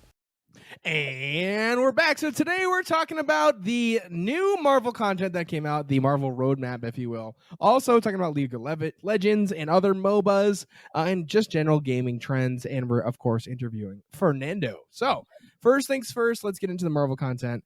Fernando, you just finished Loki Season 1, which really is the most important piece of content in Phase 4 to let you know like what's happening in Phase 5 and 6. And this week at Comic-Con, at the Marvel panel, they released the why did this just pop up on my computer? They released the Phase 5 and Phase 6 roadmap for content. Did your computer just ask you to extend your warranty? Pretty much. It like a pop-up came up. I was like, what is this? Microsoft Start. Kiss my ass. You gotta get an ad blocker, Vern. You gotta get an ad blocker. I know. So first things first, let's chat about Loki real quick. So we alluded to it a little bit, but I want to explain the larger implications of. So like I want to explain larger implications to you in particular, Fernando. So like you just watched Loki, so you know Kang is this person, He Who Remains, who like kept that one sacred timeline together, right? Yep. So why don't you explain what you understand about that character? Sort of like what? Explain the finale. Like how did you feel? How did that go? Well, I personally thought he was a very interesting character. I think the actor did a good job of portraying like someone who was a bit over the top, but when you're dealing with thousands and thousands and thousands, multiple versions of yourself and suppressing them and living like that for eons, it was very interesting. And I think the show did a really, really good job of just kind of setting up these new phases of there's a lot of chaos that's about to happen, like crazy stuff, like the timelines and all that. And I think Kang the Conqueror, in perspective, just like the lines he had and what he was saying of just, I am suppressing an entire galactic war, which they alluded to at the beginning of the show of like, oh, there was like there was a multiversal war or whatever. multiversal Yeah. war, and you're like, oh, how could this like go any? Glad we stopped it. This is cool. And the fact Yeah. that spoiler alert, it basically The end leads to another creation of a multiversal war. multiversal war. You're like, Yeah. holy shit, this is nuts. Especially the ending where the transition is so smooth that when Loki does not realize he's basically entered, or he's in an alternated universe branch, whatever. Yeah. Where When he the comes back. characters Yeah. he thought he knew no longer recognize him. Right. And there's a statue of Kang the Conqueror. It was nuts. Exactly. You're like, I oh sat- shit, I'm already in a sat- different universe. Yeah, and you just know that when there's no more information, you just see this statue of the same guy who you thought was super nice and just trying to control the world, and you knew that this meant there's a new universe. This dude is a fucking dictator in the worst way possible. Not that dictators are good, but it's like this guy, real bad. Yeah. It basically means like the next phase of stuff you're about to see is like real crazy in terms of universes where shit is not good at all. Well, I thought that was really interesting. I'm gonna be really interested to see what happens in season 2 of Loki. Yeah, because like when he came back and it's all changed. What happened to Sylvie? So Sylvie is presumably in a different timeline or something. Yeah, I think she's probably going to be in season 2. But like, so I think it's cool that like he remains as the Kang that like conquered the other Kangs somehow, right? Mm-hmm. And like you've got this sacred timeline, quote unquote. But I thought the coolest part about the sacred timeline is it's not really one timeline. It's like a donut of like acceptable variances. So it's like a bunch of different timelines and like different splits that are like are within one sort of like acceptable amount of variance, Right? And that's how you get like different Loki, you have variants people like variant characters. The thing, so like, oh sorry, no, go ahead. Go ahead. No. I was gonna say like the thing that like really surprised me was this idea that all the people working for the TVA are variants. So what did these regular people do to get them pulled to being a part of the TVA? Well, it was nothing. They didn't do anything. They just picked people to become them so that they had workers that could protect the like. So if you think about what Kang the Conqueror was doing in Loki, and we'll get into phase 5, like he was protecting everything from keeping a straight path to not go like. Yeah. Now, like, look at what happened in No Way Home, Spider-Man, and then look at what happened in the multiverse of Evil Dead. Oh God, come on. Which Fernando's not seen, by the way, so don't spoil it too bad. Okay. Fuck that.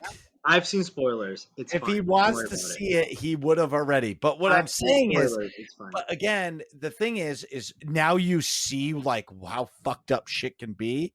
Yeah. Like, I can only imagine how everything is going to be all messed up. But why don't we talk about what they announced?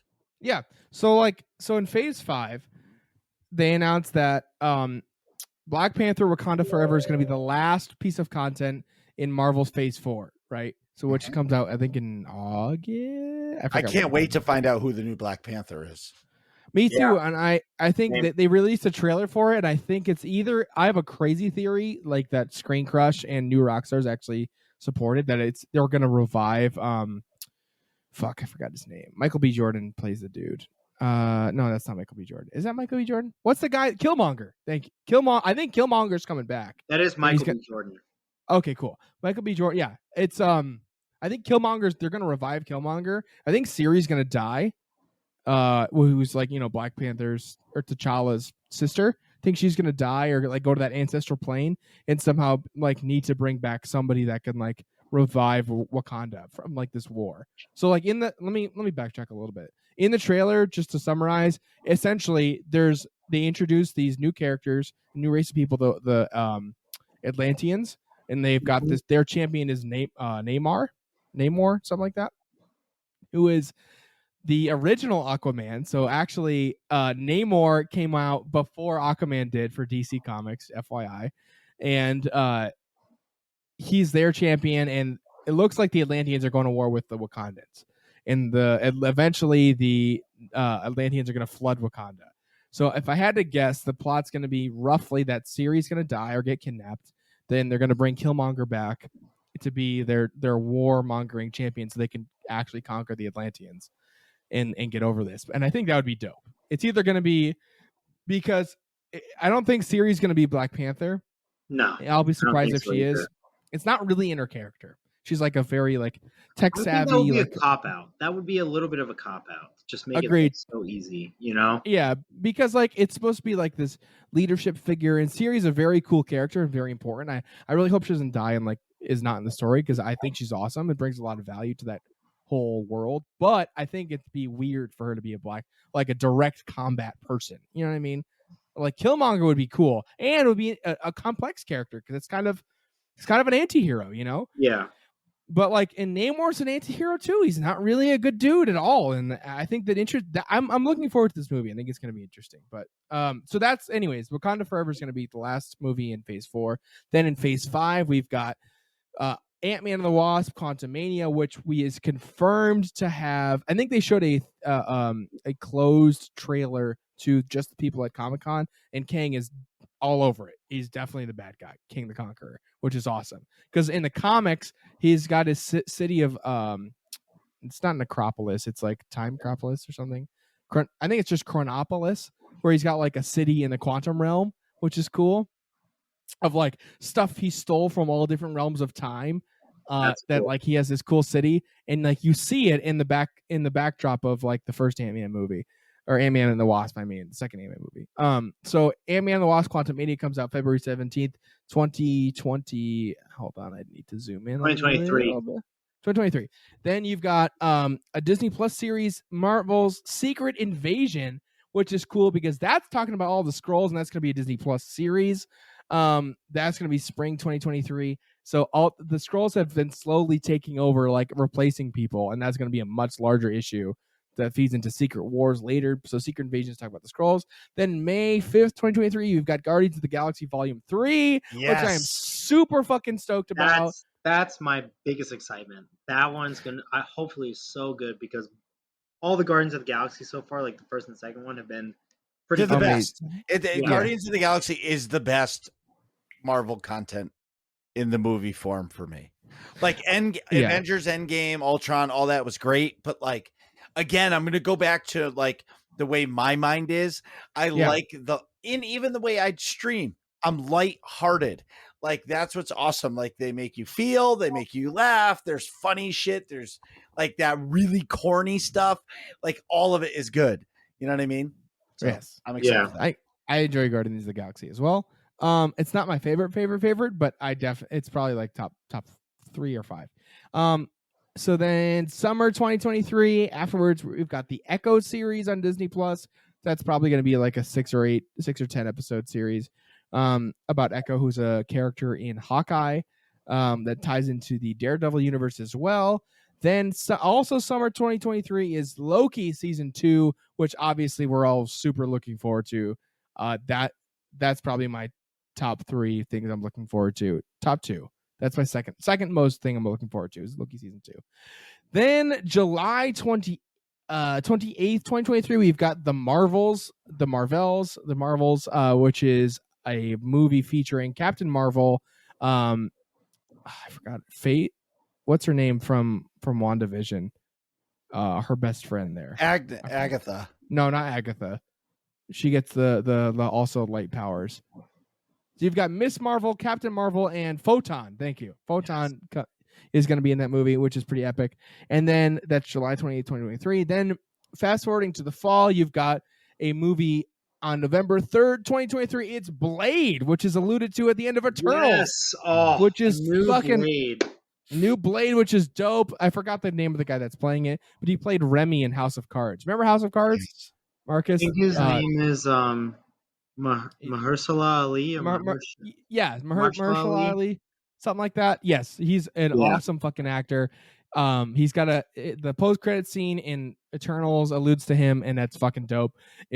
Spoiler alert, Fernando. Sorry, I know you're not gonna watch it. Whatever.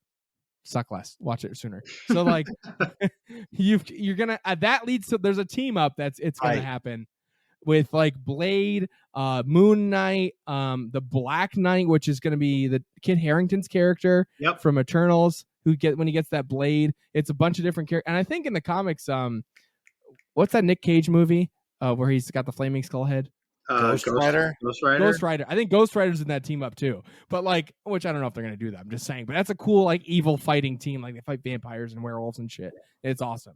So I'm looking forward to that a lot because I like that whole world. I like vampires and werewolves, and I want to like that aspect. The monstery aspect of things is dope. Yes. I'm pumped that that's getting involved. Yeah. It kind of like Pump the ties gym. right into the witchcraft stuff, which is cool. too. Yes. Like a different flavor of magic than like the cosmic stuff. And So that's.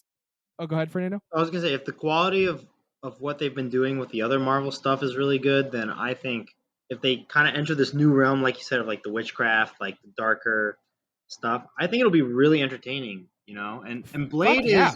Blade is a series that the first one was good, and then it kind of like got a little bad. Trailed But off. if they can revive it with the quality they've been putting out there now, I think it'll be really interesting to see like a darker side of Marvel, because Blade is, it's more of like a R-rated version Right. of these things. Just like how Disney Plus just released Deadpool, they're going to start entering into that territory of like the R-rated things that you have to say how old you are, blah blah blah. But it's really good. Well, Agreed. young kids, I think there should be like, now they should set ages, because like my son, if he has the remote and he's 3 and he sees Deadpool, he will click it on. You know what I'm saying? So like, Well, I mean, in their defense, you can set up a pin and stuff. well, no, I'm saying, but like, I feel like almost like like Cartoon Network had Adult Swim. There should be a different section that you have to click on for like the more adult themed content. Yeah. I mean, you can. I will say to Disney Plus's or Disney's defense, you can set that up. Yeah, no, yes, but that's all I'm saying. Yeah, I think like for example, I said like when I think it started with the Netflix Marvel shows like Daredevil and Jessica Jones and stuff. When that got released on Disney Plus, I got an announcement on when I logged in the next time after it came out saying like, "Hey, there's TVMA content on here now. Like, do you want to set up your account to be password protected? And or if you don't, then like we won't show you that content." So essentially like what you could do is like you have like the Marcus account, the Carrie account, and then like the Julian Ryan accounts. don't your kids don't have passwords on them. Yeah, of course. And they click it and they can't see the mature content. So like I think that's cool. You just gotta, it's a little work to set it up. But anywho, meanwhile, back at the ranch, phase 5 again in fall 2023, we're looking at a new Disney Plus series called Ironheart, and I was largely unfamiliar with this character. I assumed it was related to Iron Man. It kind of is. So it's actually a character from Wakanda. So that's going to be in this Wakanda Forever movie. It's one of like the Wakandan folks. It's a female character whose name I honestly don't remember, but she's like a giant. We'll find out about it in fall of 23. Well, yeah, we'll find out about it in the Wakanda Forever movie, but like it's because in the trailer you see that character punching out like a heart-shaped piece of metal, and apparently in the comics she's like super a giant fan of Tony Stark and like his accomplishments and scientific achievements, and like in the comics she bonds with him almost like a holocron type of way. Like she finds some like teaching hologram like class essentially that he has, and like that she builds her own like Iron Man style suit and stuff with Wakanda technology, and that's how that goes. And I'm looking forward to that. That's cool. That sounds awesome. Let's we don't have to keep saying that we're excited for it, because we're pretty much excited for everything, right? That's true. I'm every single piece of content on this list I'm excited for in like varying degrees. Like I'm gonna watch everything. I think I'm least excited for this Echo show probably, but everything else I'm like excited because like actually I just wasn't intrigued by Echo, but I am 100% gonna watch it because I like the universe it's in. I love the Daredevil universe. We didn't talk about it yet, so like we're getting an Agatha. It looks like it's a Disney Plus show. We're getting Agatha, which is yeah. Well, let me talk about it right now. Okay, so like she's coming in winter of 23-24. Dope that we're gonna get like a bad guy show.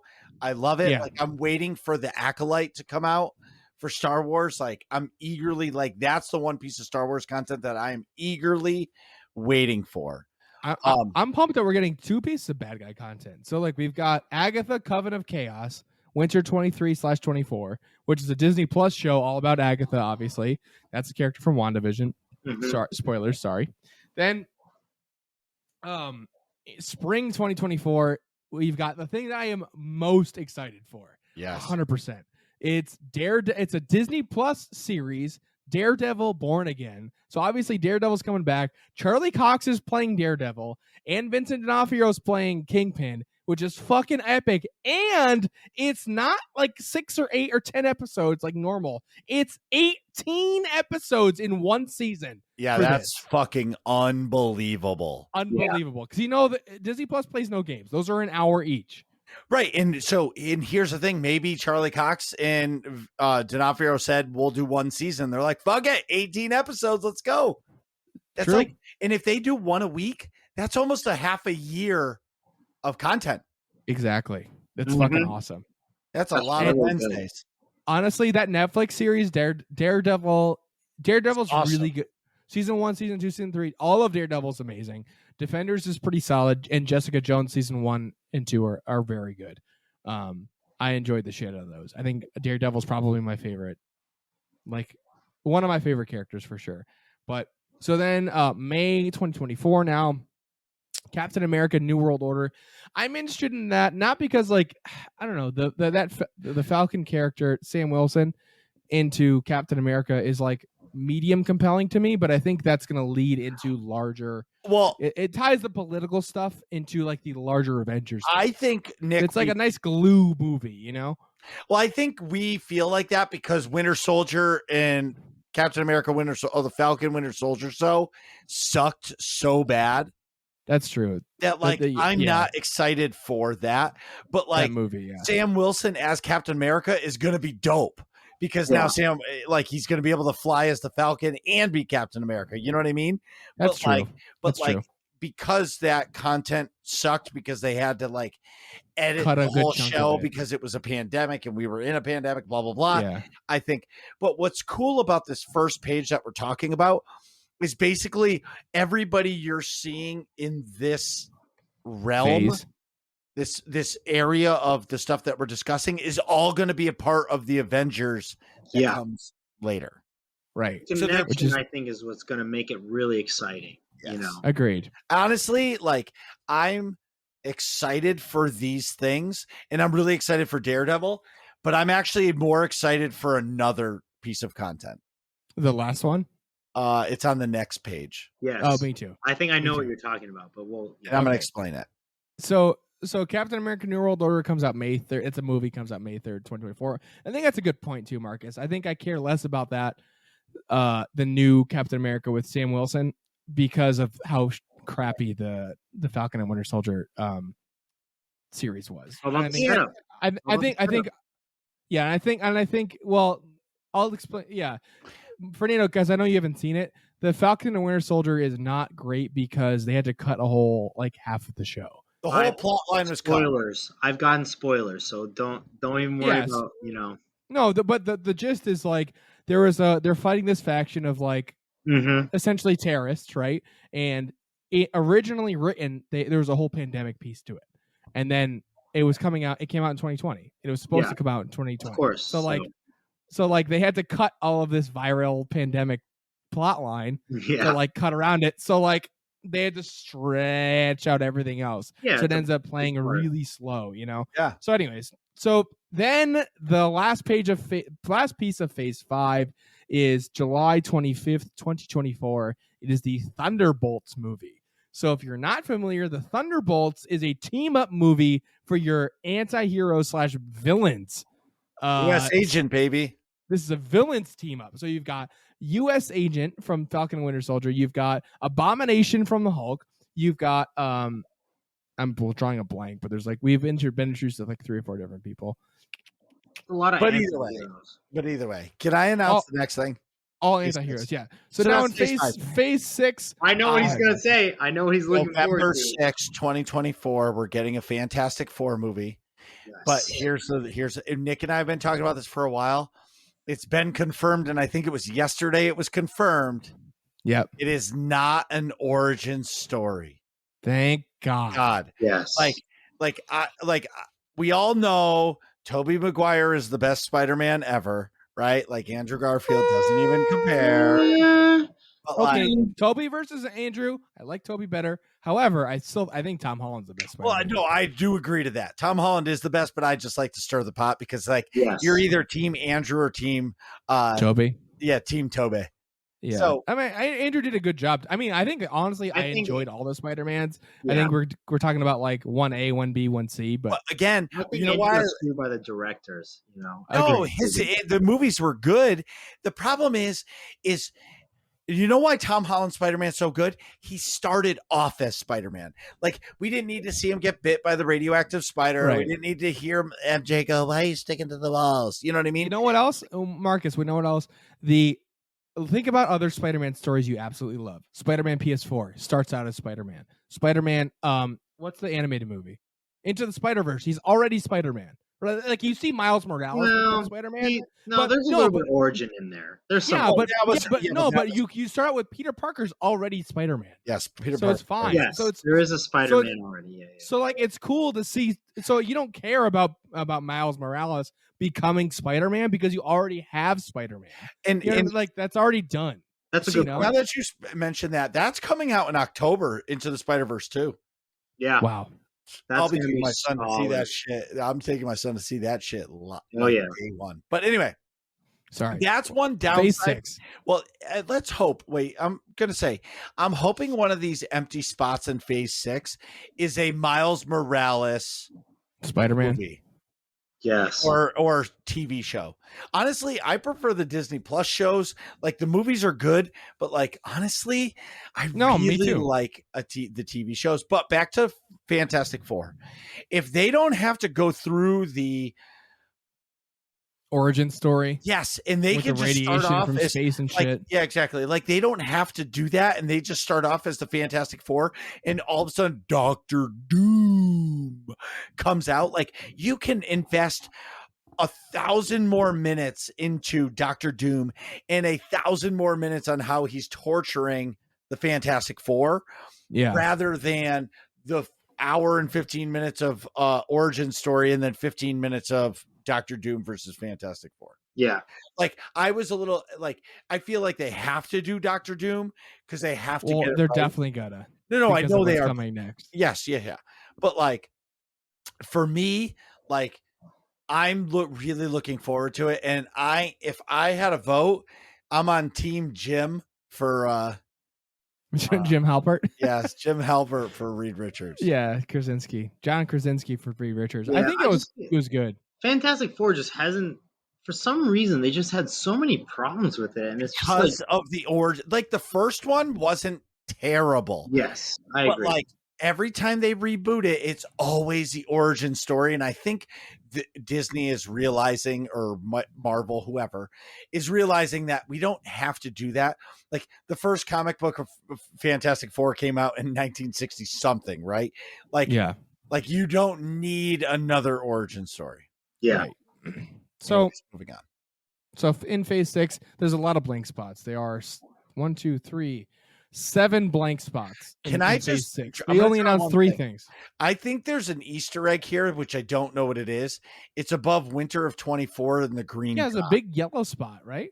Well, it looks like a green star that's really blowing up. So that's definitely something that's going to tie into the movies. The only reason why I say that is because in WandaVision, when they have the calendar of the date circled, that ended up being the trailer release day for No Way Home. Right. So they don't ever do stuff like that. They don't ever do something like that because it's not on the other page at all. Oh, it is under Guardians of the Galaxy, but like there's a reason for it. Yeah. So anyways, the next thing that's on the calendar. Well, there's this empty slot for winter 2024, empty slot for fall 2024. What we know. Yeah, a couple empty spots there. Then anyways, fast forward to May 2nd, 2025, we've got a new Avengers movie. It's Avengers: The Kang Dynasty. So that's the big conflict with Kang, which is why I wanted Fernando to make sure he watched Loki. Oh yeah. Because obviously this is all going to build up to multiversal Kang wars. You're going to have characters from lots of different multiverses coming together to fight against all the versions of Kang. they're gonna have to go back in time or something and figure out how to stop him, or go to the Back to the Future. I think they're going to have to go back to where Loki's did killed him. Sylvie killed him. Yeah. Well, there's the thing. This is one of the things that I really like about Disney is that, or whoever's been doing the Marvel Cinematic Universe, the MCU stuff, is they have done a great job of tying stuff in together. Whether you realize it or not, it can be like, oh, we get it, superhero stuff or this or that, kind of predictable. It doesn't matter. You have to give them credit, the fact that they are doing multiple phases, connecting multiple storylines, doing things like they are going back to the original content from like the early 2000s all the way to now to link it all together. And that is something that you have to give them credit for, because for example, Fantastic Four, they're creating another movie, and the fact that people are excited for it, it's not just us, it's people in general, because Fantastic Four, first movie, like Marcus said, it was fine, it was good, and then they just kind of ruined it a little bit with all the origin story stuff. But the fact that we're excited for a reboot is a testament to how well Disney has been really ramping up the stuff. Because we trust them. They can make it better, right, with all the content and stuff, and loop them into the story, because they've just been able to do that with all the other stuff. Well, I'm just gonna say, if they announced the Fantastic Four movie pre-multi Doctor Strange Multiverse of Evil Dead, I would have not been excited. Yeah. You know what I mean? But after seeing that movie, I got excited for it. Me you know too. What I mean? Me too. And can I do the last one?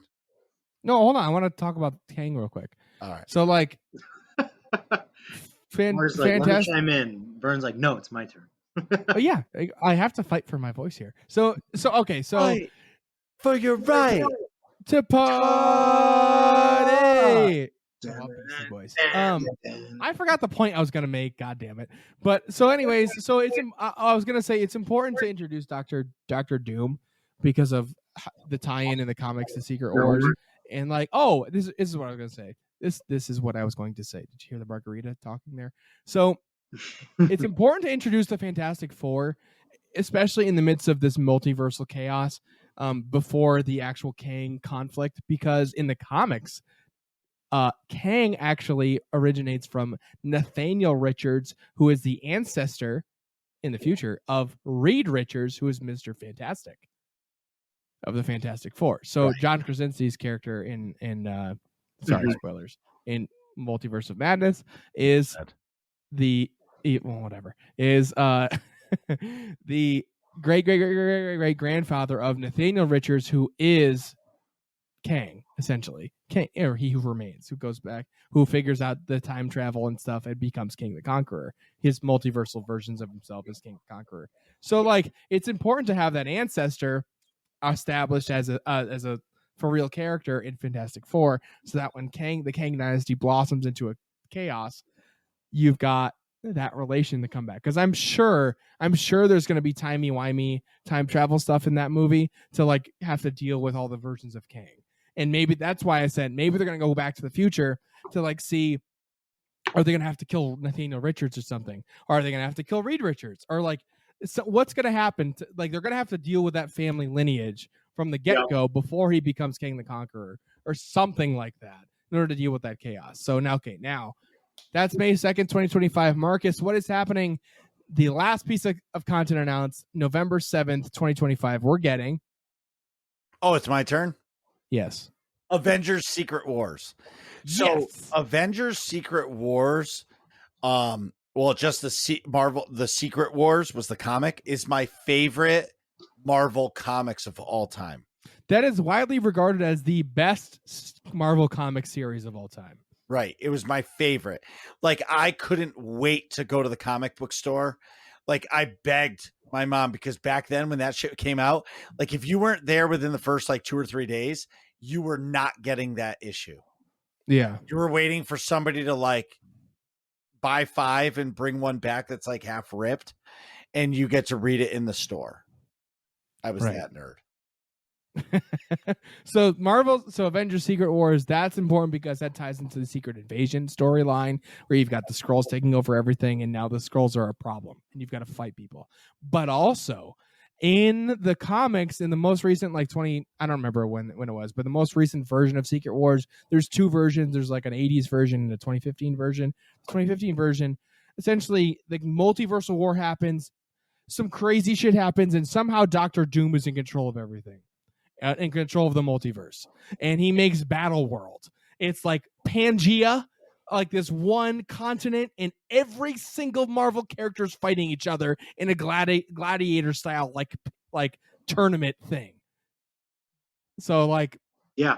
that's why it's important that Doctor Doom gets introduced in Fantastic Four, and like somehow this Kang conflict gets resolved, and eventually at the end of it, Doctor Doom's ruling everything. Dr. Doom. I don't know. Obviously, I don't think the MCU is going to follow that precisely, but I don't know what the hell kind of chaos it's happening. But in the original Secret War storyline, that's where you got like the first Spider-Man in the all black costume with the like Venom symbiotes. That's where that comes from. That's crazy. Yeah.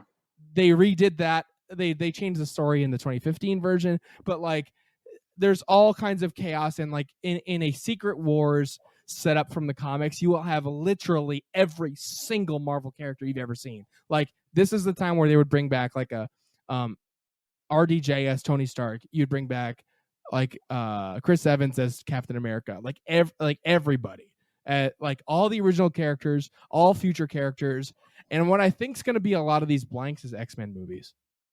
Yeah. The interesting thing too is like, quick sidebar, is just the idea of like all these movies connect that started from like 2000, like what, 7 or 8. Imagine how far we were going, and we're like in 2030, and you're like, dude, we got to start. The new movie's coming out. We got to start going back to like the early 2000s and watch Iron Man 1 and all these other movies to like link it all, you know? But I also feel like that ended with Endgame. Yeah, you know what now I mean? We're in a reset, like, because none of those characters, I mean, for the most part, not none, some of them will be, but for the most part, we're in a new world. That's why it's a 2-year thing before we get to an Avengers anything, because they're building up that the team.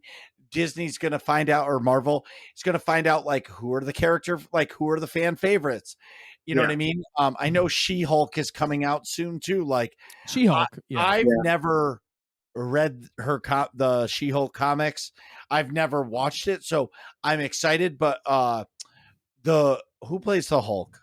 Oh my god, I forgot. Mark Ruffalo. Yes, Mark Ruffalo is in the She-Hulk show, and so is Daredevil. Yes, She-Hulk is an attorney at law, right? Exactly. I think Daredevil is going to be she's going to be the prosecutor, and Daredevil will be the defendant.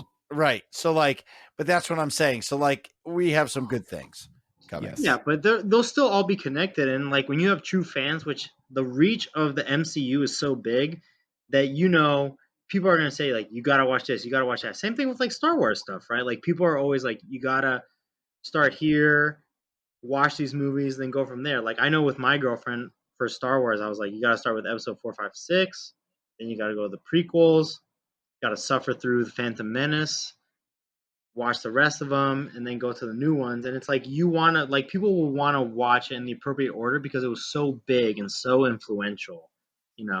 Like I don't think there's like movies and there's still shows, but the movies you can still put them into an order and respect like what they've done to bring it full circle. Well, there's no question of that.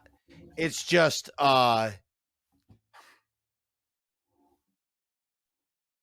we need, like, I'm eager to see what happens with all these shows moving forward, and I'm curious to see who the next Avengers team is. So I do have a question. It is a super important question for us on the show.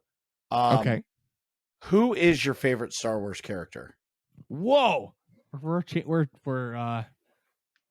changing gears here.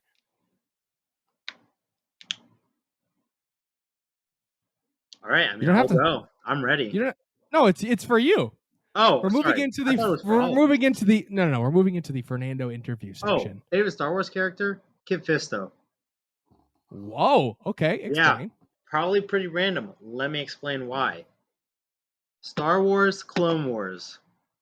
Both the 2D version from the early 2000s between Attack of the Clones and Revenge of the Sith, and the show that came afterwards, like Star Wars: The Clone Wars, that was on Cartoon Network. Kit Fisto, even though did not get enough justice in Revenge of the Sith, he has a lot of versatility. He's very wise, and I will say, in the 2D version where they take you to the underwater city, in the episode of the 2D version where he goes to the underwater city and is fighting like the squid people, I can't remember their name. It was really cool. It was very different from the other Star Wars characters. And then also in the other Clone Wars show that was like 3D on Cartoon Network, the episode where he's in General Grievous's lair, which I believe is in the first season, he's so calm, cool, collected. He's a very, again, different character that stands out compared to the other other Jedi and stuff. And again, the versatility of like being a Jedi Master, being able to breathe air, no problem, but also being the only Jedi who can like literally swim in water and stuff. And just his nature of being very open, very relaxed, and not ever letting stuff get to his head. I thought I could identify with that myself. So he's like my favorite character. He's very unique. I would say like a lot of people don't say that about him, and he's probably a little forgotten. But again, Revenge of the Sith, this fight scene with Palpatine does not give him justice. No, they totally screwed that scene up. It definitely screwed him up. But if you know about like backstories and stuff, you know that like the reason why he was killed so quickly in that fight scene with Palpatine is because of his Jedi, like his lightsaber fighting stance, and also Palpatine being so powerful in general. Right, so, right. I think just the choreography of that scene is lacking. Yeah, like exactly. It didn't do the moment justice. Exactly, but he is a really, really interesting character to me in that, just like given his personality and how he acts, and also how he fights. So I really like Kit Fisto, and also the 2D Clone Wars is something that a lot of people miss because it used to only be released on like Nickelodeon in like 5-minute segments after like a random SpongeBob episode or something. Right. But they released it on Disney Plus, and there was a period where you could just find it on YouTube, and I made my girlfriend watch all of that before we watched Revenge of the Sith, and it was just like a good reminder of like, yeah, this guy is like low key but pretty fucking badass. Hell yeah, as a Jedi Master and stuff. That's a great answer. Yeah. The quick version of mine is my favorite character is Darth Bane. Darth Bane is the Sith that originally started the Rule of Two. Prior to Darth Bane, all the Sith were like fighting each other and could never like rise to power properly against the Jedi. He instilled the rule, killed them all, and said, "I'm going to be the only Sith, and I'll take an apprentice who will eventually try to kill me." And there's a very, very, very good series of books about Darth Bane. And my favorite part is at the end of the books, he's learning essence transfer, and it's unclear as to whether or not he successfully essence transferred himself into his apprentice. And when you fast forward to Rise of Skywalker, when Palpatine's saying, "I am all of the Sith," you don't got to reference that. I know. Hold your horses. He's like, "I am all of the Sith." You've got all the Sith in the background, and I think I like my headcanon is that Darth Bane is the one that is in control of all of that. So it was actually Darth Bane gaining power through each Sith over time. All of that. So can we just recognize everybody that every time this question gets asked, Nick says, "I'm going to give you the quick answer," but he gives you the entire story every time. I do every time. So Nick, he could just be like, "Okay, everybody ready?" No, but seriously, it's then also honorable mention. And I flip-flop between the two. It's mostly Darth Bane, but also I really enjoy Mithron Yorodo, also known as Grand Admiral Thrawn. But go ahead, Marcus. Yeah. What? Who's your favorite character? Oh, R2D2. That's it. Yep. See, I like it Like- because Marcus's answer was straight to the point, good. Nick's Well- answer, I felt like I just paid for a semester of college. I got like, I had multiple tests. R2D2 is always there for his peeps.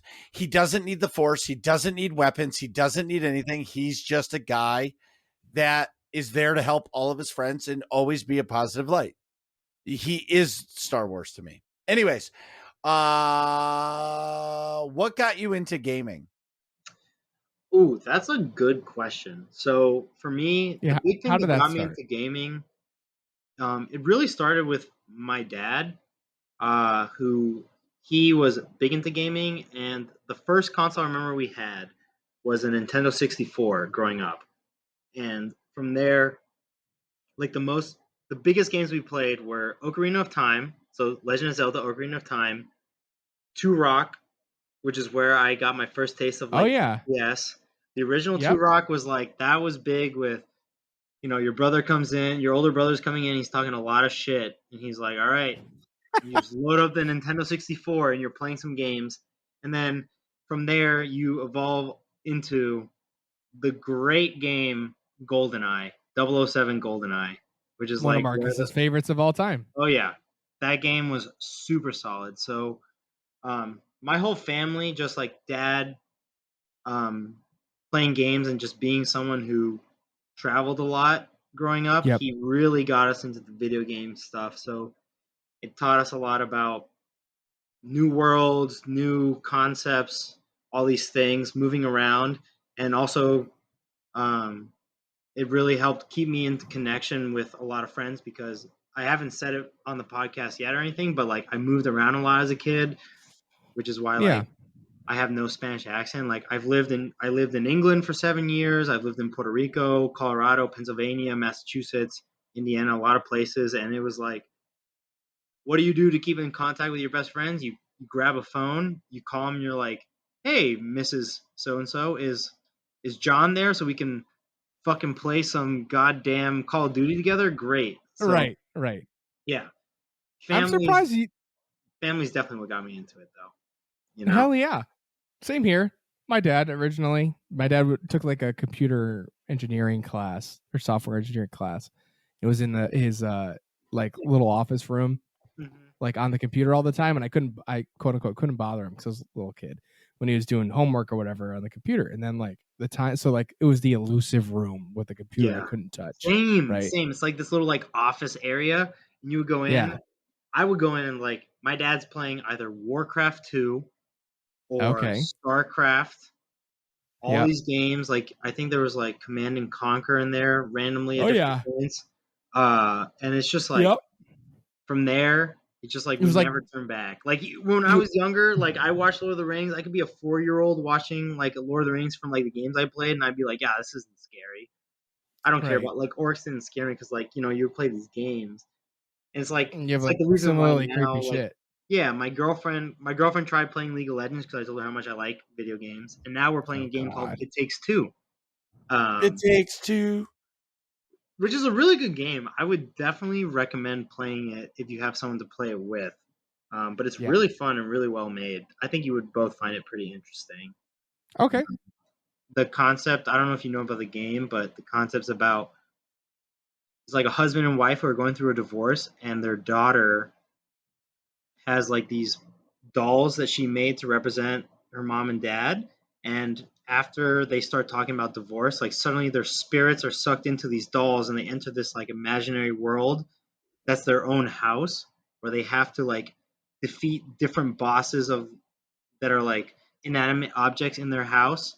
And it's like a puzzle game that you can only play with another person. Basically, it would probably be in like a PC character if you can't play it with someone else. But it's like you literally have to play with someone helping you because there's like puzzles throughout and there's challenges in the game. But like there's action, it's adventure, it's like fantasy. And it's really really well done.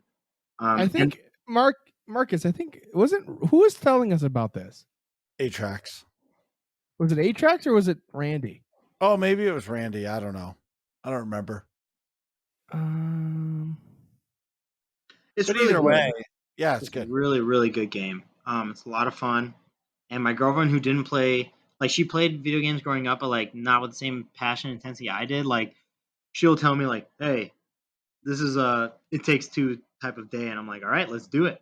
And then we'll just like go on the PS4 and play together, and it's fun because Oh no, this is a different game. she's not as Is used it? to like the puzzle stuff as I am. So when we're playing Yeah. and one of us gets frustrated, like I'll get frustrated because she's not used to like the controls and the mechanics of playing like a third person shooter type of game, and then she's just frustrated because like it's just it can be overwhelming with the puzzles and all this stuff, and I'm like, babe, take a deep breath, we can do this.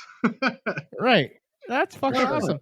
No, it's a great, This looks really cool. it's really fun, really well done. I have to give credit. And also, one of the best features I think I've seen on a game is they give you a complete free trial of the first level.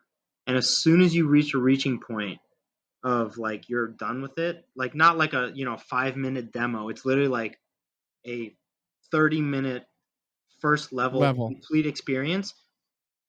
All you have to do is decide like, do you want to buy the game? You do it. You've already downloaded it through the demo. So if you just pay like the price of the game, you can instantly get back into it and play with the person you're already playing with. And you can have two people playing at the same time, which I thought was a really great feature that you don't see in a lot of games. That made it really like, again, I asked my girlfriend about it and was like, hey, let's try it out. Let's see how it goes. And as soon as we were done playing this like 20, 30-minute demo, I was like, we got to buy this game right now. It was really good. Really That's fun. 100%. Yeah. I love that.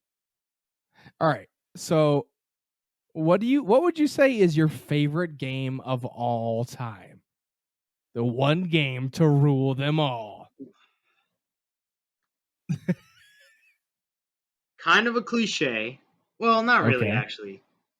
I would say my favorite game out of all the games I've played, like there's obviously different games that fit the mood, but the game that I will always want to go back to and always talk about is The Last of Us on the PlayStation 3 / the PS4 remake. Okay. First primary reason, the story is incredible to the point where I played it, obviously cried, got really attached to the characters.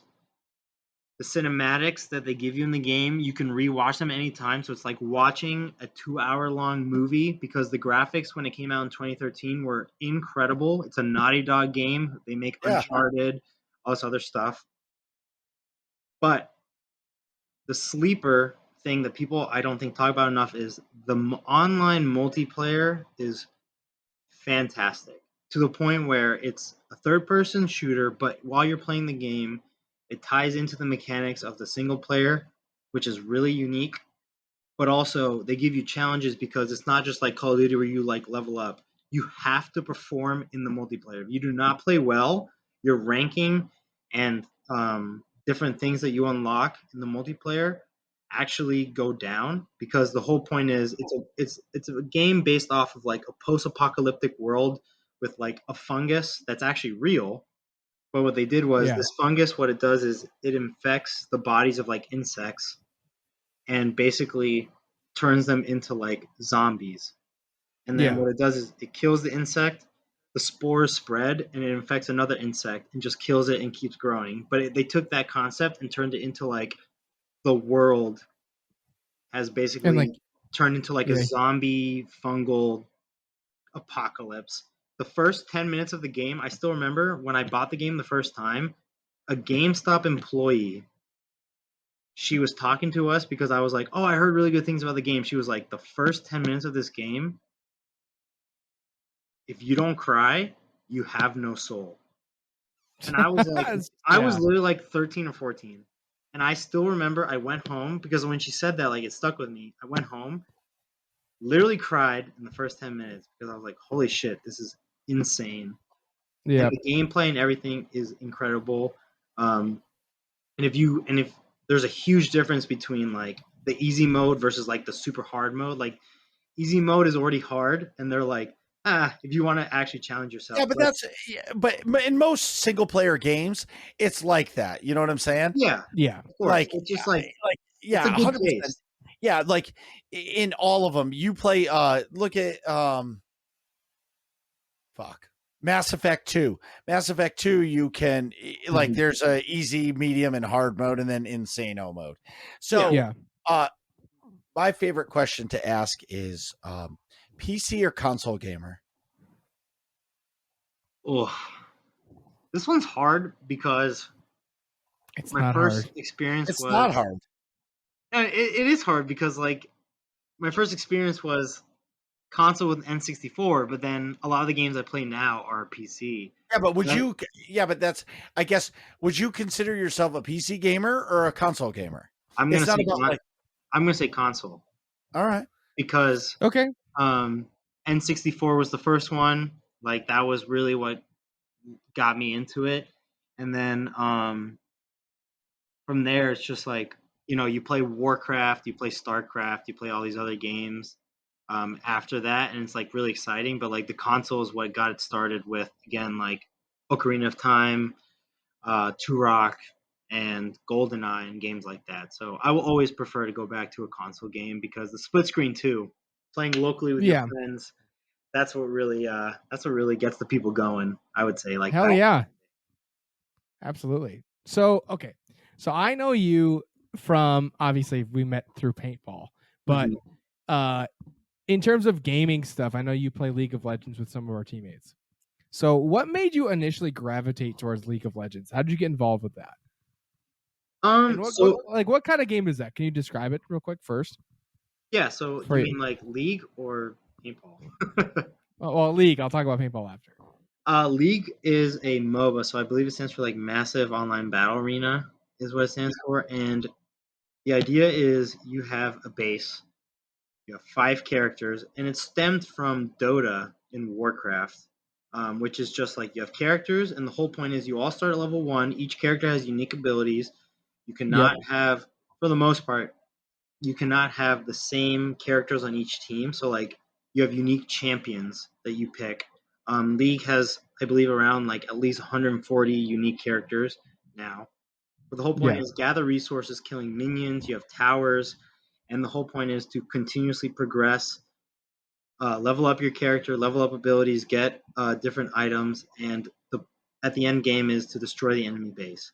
And the reason why I gravitate to it is similar to paintball because it's all about understanding your opponent and being able to outsmart them. You have matchups where you can lose, you can win, and as long as you know or have an idea of what the person you're playing against does, you can outsmart them, beat them, crush them, and then just lead your team to winning. And that's what I like about it. There's like a simplicity in the beauty of 5-on-5, destroy the enemy base, but there's also the complication. There's not one fucking thing on this planet that's simple about League of Legends. Oh no, there is. The idea around it is simple. No, it's not.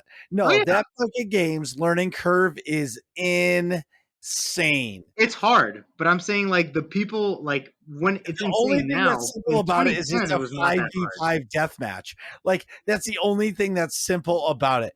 Everything fucking else is complicated as shit. You know what I mean? So I would say now for sure, but like I'm telling you, the thing is like there's a running joke in the community where it's like a 2022 champion because characters that came out in like 2010 are so simple, mechanics are like not that hard, and you play a character that comes out like a few months ago and they are a mix of like 10 characters, abilities, everything, and you're like, yeah, if you don't actually know what's going on, it's going to be confusing, it's going to be complicated, you're going to get frustrated. And it's the only game that I will say like pisses me off and makes me fucking angry and basically like go to a dark place that I would say like every gamer gets to eventually, you know. But I like it because the concept is simple of just destroying the base, but it's like you have to deal with people who think they know how to play well, people who are still learning champions, and then try to act like they know how to tell you what to do. You know, like you are basically, it's like walking onto a field of like, I don't know, like I described it to like other people as like you're going onto a court and you're trying to give someone advice. And when you try to tell someone like, hey, you should like let's say if it's like a basketball court, you're like, hey, you should post up on this guy and just block him. And they're like, fuck you, I'll do whatever I want. You're a fucking loser, pussy ass bitch. And then you're like, okay, this is who I'm stuck with for the next 30 minutes. That's fun. Right. This will be a good time. Yeah. And then when they like intentionally try to lose the game, you just hope that they get banned, but it doesn't always work. I know my roommate typed out to someone one time at how upset he was. He basically described how they should no longer be a part of this world. And I was like, well, dude, you're going to get banned for that. And he was like, good. And I hope that they listen to my advice. And then he like literally left my room. And I was like, well, this is League in a nutshell. People who are. Jeez. Well, I think high tension, high emotions. I guess. Well, I think in the world of gaming, I think that's everywhere. Toxicity is everywhere. And anytime somebody plays a game so much, they become toxic. Yeah. And especially in any competitive something, anything that is competitive. Like I have friends who take like regular PvP matches like it's life or fucking death. Yeah. Where I could give a shit if I win or lose. You know what I mean? And it's just that. So this might be the most important question on the show. Yep. There is a wrong answer. There's one wrong answer. One. It's it. And we're completely judging you if you say it. Oh, if you judge it, it's over. Like we're just hitting the end button to this podcast. Yeah, there's a lot of right answers, but there's only one wrong answer. Okay? Right. What is your favorite ice cream flavor? Mint chocolate chip. Okay, you're safe. Safe. And in particular, I went to school at Penn State. Penn State has a creamery that they make their own ice cream, and they cannot legally sell it to supermarkets because of the fat content in the ice cream. It's so high.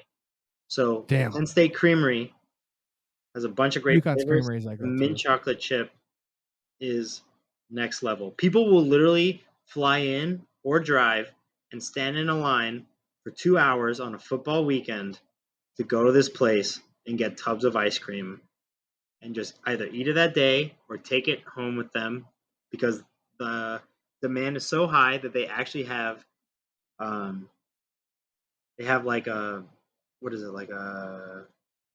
method of keeping the ice cream cool with like dry ice that you can literally grab it and take it back with you on like a 10-hour drive and it will still be frozen.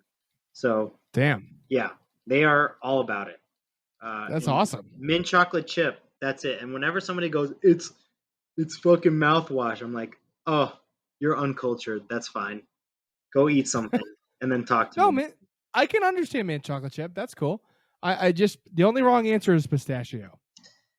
Like, you can like pistachio, but if it's your favorite, there's something wrong with it. I feel like pistachio doesn't really have like a place in this world. Like, it's there to like, you have like a thank you.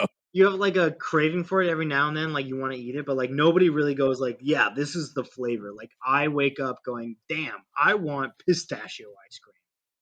Exactly. They're like, I want ice cream and I'm thinking of pistachio. Like there's something wrong with you. You should be on psychiatric medication. 100%. And probably be seeing a therapist.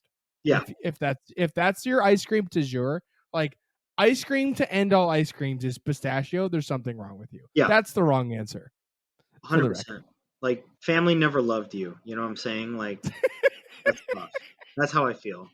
That's how I feel like when you say the crazy thing is 2 people mentioned that as their favorite ice cream that we've had on. I don't know, and I hope they're okay. I hope they're okay too. I hope the best for them. I mean, I just want them to be better. Yeah. All right. So before I have two more questions. Second to last is, what is your favorite gaming moment? Oof. Moment in gaming that's like sticks out to you. It's kind of a tricky question. It is.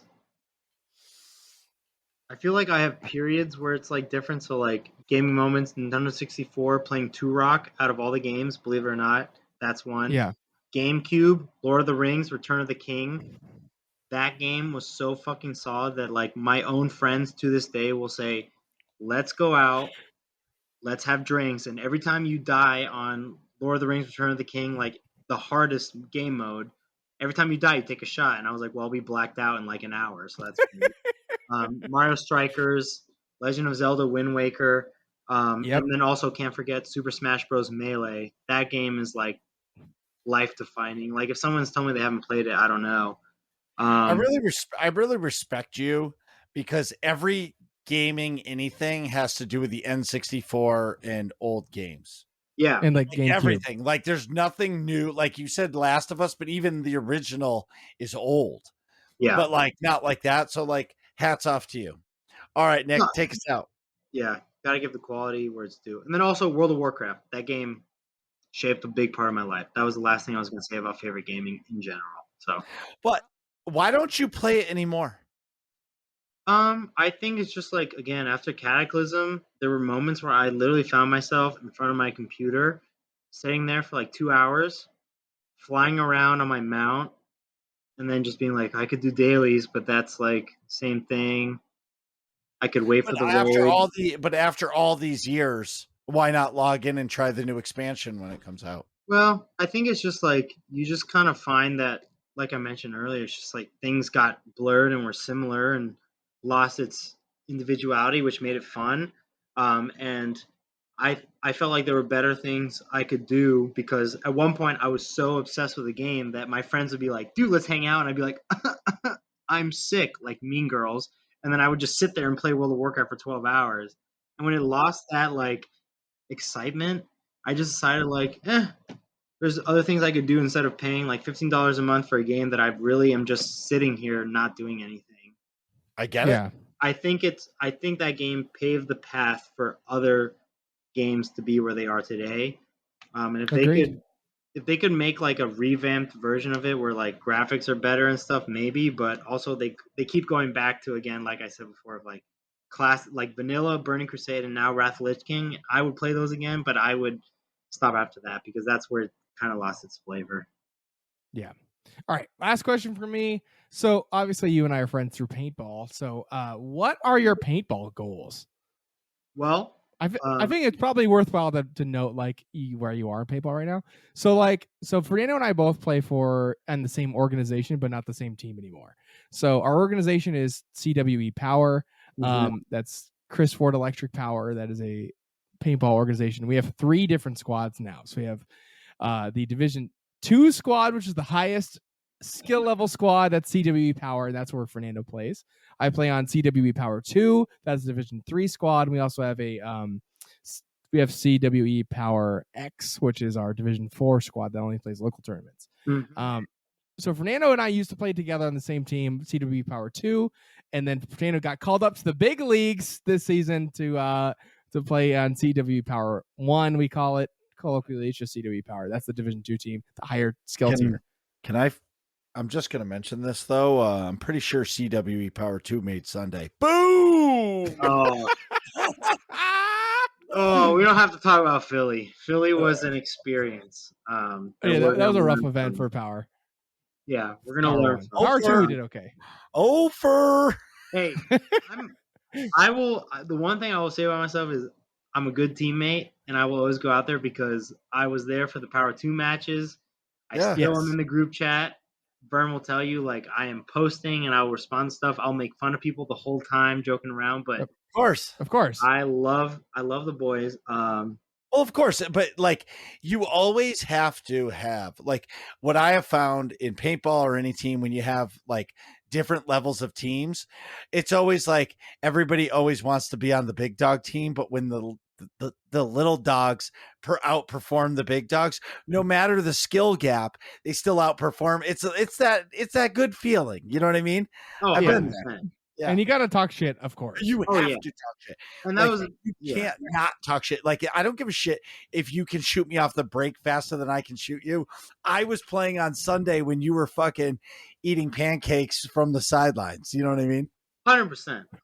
And that was like part of the exciting part of being called up. But like, I do remember being on like Power 2 and there were times where we would practice and play against Power 1 and we were going like 50-50 on points, and I was like, I'm always hype about it and being like, let's fucking go. Like, you know, I'm excited to see people getting better, but I'm also excited to like, if I'm playing against them, I want to beat them. Yeah. Of course. But Sure. really, my It makes us goal, better. yeah, my goal in paintball is like pretty simple. Just like my goal in general is like I always just want to keep striving to get better, and learning. But really, and particularly with paintball, like one step at a time. So we're on power two. We're on power, not on power two anymore. Power one, playing D2, and the goal really is like now to be a team that goes out there consistent, plays together, wants to be together, and then also just continuously like striving to get better. I think complacency is the worst thing in the world. Like whenever 100%. when you're like, this is good enough. Like that bothers me. So Yeah. I love feedback and I will challenge myself. And there's people on Power One that I know are better than me, and I will constantly be asking them like, what can I do to get better? Which is also why, like Vern will tell you, I always get to the field excessively earlier than other people. Yep. And I am basically the opposite. And I will be like, all right, let's do I'm drills, Mr. let's do this, let's do that, let's get the people going. Yeah. I came from a team before in Colorado that like if you were not at the field before 7 a.m., you would have to run basically a mile before practice. And I was late once and I had to run that mile and I hated it. And this was back when I was like super, super fat. And I ran that mile once and I said, never fucking again will I ever be late, no matter what. So the goal is ideally be a winning team in D2, get there, and then go up to semi-pro and just honestly give something back to Chris Ward for what he does for us, because like my short time being on this team, I can tell this guy like I don't know him in terms of like super super well, but I think he's a really good dude. He cares about people. He's there for the sport, and it's very rare to find someone who really does care about just investing in others with your personal money and like wanting to see you develop. So my goal is like get better, have fun, do it with your friends, but also like give back to the people who support you. And Chris has been a great support since I've been on this team since like August of 2020, and I wouldn't see anything else other than the fact of like wanting to get trophies for the team, for me, and like for him in particular. Like I want him to know that we're doing this for him. I want to keep getting better and get as high as I can. But right now, the short-term goal is winning here and then getting to semi-pro, and then eventually, when we can How old do are it. you? I'm 20. I'm 25, about to be 26. All right. And then does Chris Ward have a kid? Yes. Yeah. Does he play on Power 2? Two or Chris has, I believe, 3 kids. Yeah, but and Yeah. how many of them play on? 0. none of them. His None of them. oldest kid is like 14. No, I'm thinking not of even. Charlie. I think he's like 13 or 12. That's a plot thickens. Anyways, well, thanks. Yeah, it's interesting that he's so invested in the team. Well, there's for only sure. been one other person on this planet that I know that was like Chris Ward, but he owned a paintball field that cared so much. Yeah. Yeah. That was Dave Dave Painter. Painter. Yeah. Who owned 187. Right. Yeah. No, Chris is a really, really good guy. And like, again, moving around a lot growing up, you meet a lot of people, you talk to them. And I can tell you, like, meeting Chris, he's one of those people who, like, you don't have to say the most words, but he definitely, through his actions, will demonstrate that, like, he cares about people. And I'm just big on the idea of, like, if people invest in you and care about you, like, treat them how you want to be treated. So if he's helping us, I want to help him, and that's all I care about. And that stems not just from Power 1, but like helping people on Power 2, helping people on Power X. Like I always go to the field. I'm excited to play. Vern will say that there was a period the last couple of weeks where we would have a throw together team, and it was called Fernando and Friends, because I would show up and be like, all right, we got some Power 1 guys, Power 2 guys, let's get out there, let's have a good time, let's fucking shoot some people. And you know, we would play and enjoy, and like that's what it's about. Like paintball is about having fun and shitting on people, and that's what I like. I like having fun because I shit on people. Okay, so Yes. And it's I'm gonna. There's the two best things for me for paintball. There's only one thing. 2. Well, 3, but the 3 is a bonus. So my Okay. friend, the first thing is shooting somebody off the break. Hands down, that is the best fucking feeling ever. Like, see you later. That is the best feeling ever. There's nothing better than that. The point just starts and you see a dude walking with his head down, fucking shoulders Off the field. and and he's just going wah wah wah Right. wah off the field, And you're right? now your upper body, and you're like, yes, I did that. Second thing is, I think more than actually playing in the point, I loved being in the pits, slapping somebody on their chest and tell them to wake the fuck up. You're down 0-3 and you say, guys, we fight. Like, you don't stop digging. Like, let's go. It's time to go. And those words there, that next point you win, the next point you win, now that's fucking tied up and you pull out a win, or at least finish with a tie because you fucking pushed. That is what it's about. And then the last thing, of course, is a friend of mine and I always said, if we ever went against each other in a match, that when we're walking off the field, we are going to unload an entire hopper on each other and walk you off the field by shooting you off. And the last event I ever played, it was our last preliminary match. One of my closest friends, he's a big guy like me, and like, him and I did not play the point at all with anybody else. Him and I spent the entire point snap shooting each other, and he shot me out, and he lit me up so bad that the refs threw a flag because of overshooting, and it was the funniest shit ever. Was that Matt? Yeah. Yeah, that's awesome. It's a great time. And like, there's actually, so I miss it every day. Byrne was a coach, or I guess like a coach or like observer, whatever you want to call it. Like when there was a tryout for Power One, I went to the tryout, and I will say, evaluator. Evaluator. Highlight my two favorite moments was one on the one-on-ones. There's a pro player who used to play on Power One. His name's Ivan. He's a great person, great mentor, great player. Yep, plays for Sacramento DFG now. Yep. I got stuck playing against him in the one-on-one. I was like, all right, let's go for it. I beat him in the one-on-one, which if you ask him, he'll be like, dude, my paint was shooting like shit, blah, blah, blah. And I was like, yeah, that's fine. I love talking smack with Ivan. Then, of course, going back to what you said about shooting people off the break, there's a video where like there was people like there at the tryouts. Smiley Joe captured a video, Ivan running off the break, and you just hear this clap. Him getting, and he just slides off, and he's like, damn, that was a good shot. And he comes over, he's like, somebody shot me. I was like, oh, that was me, because I knew when I shot that shot, I was like, these balls are on point.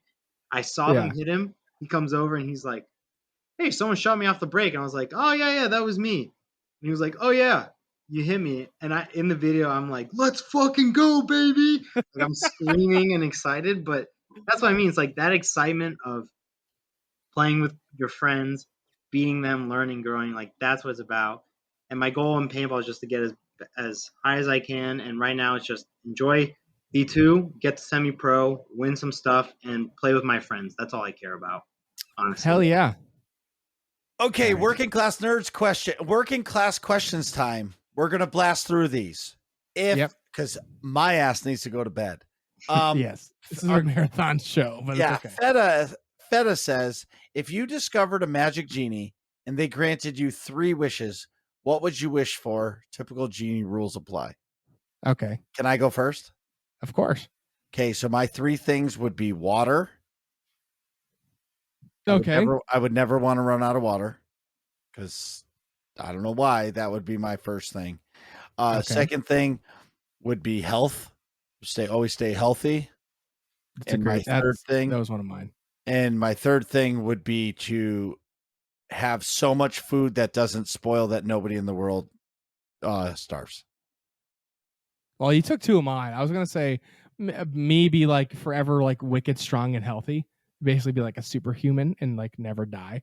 Well, I don't know if I want to never die because it's going to eventually be lonely, but like I would be like super healthy, right? And then, end world hunger. So nobody's ever hungry and nobody has to like worry about like food, shelter, like basic living necessities, and then like probably an unlimited amount of money because like then I can have a a lot of cool shit. I know on a paintball field or something. But Fernando? I'm gonna go first one. A little selfish here. Never have to pay taxes ever again. Okay. Just I like think a little short-sighted, but I get it. Yeah. A little short-sighted there, just for like personal reasons.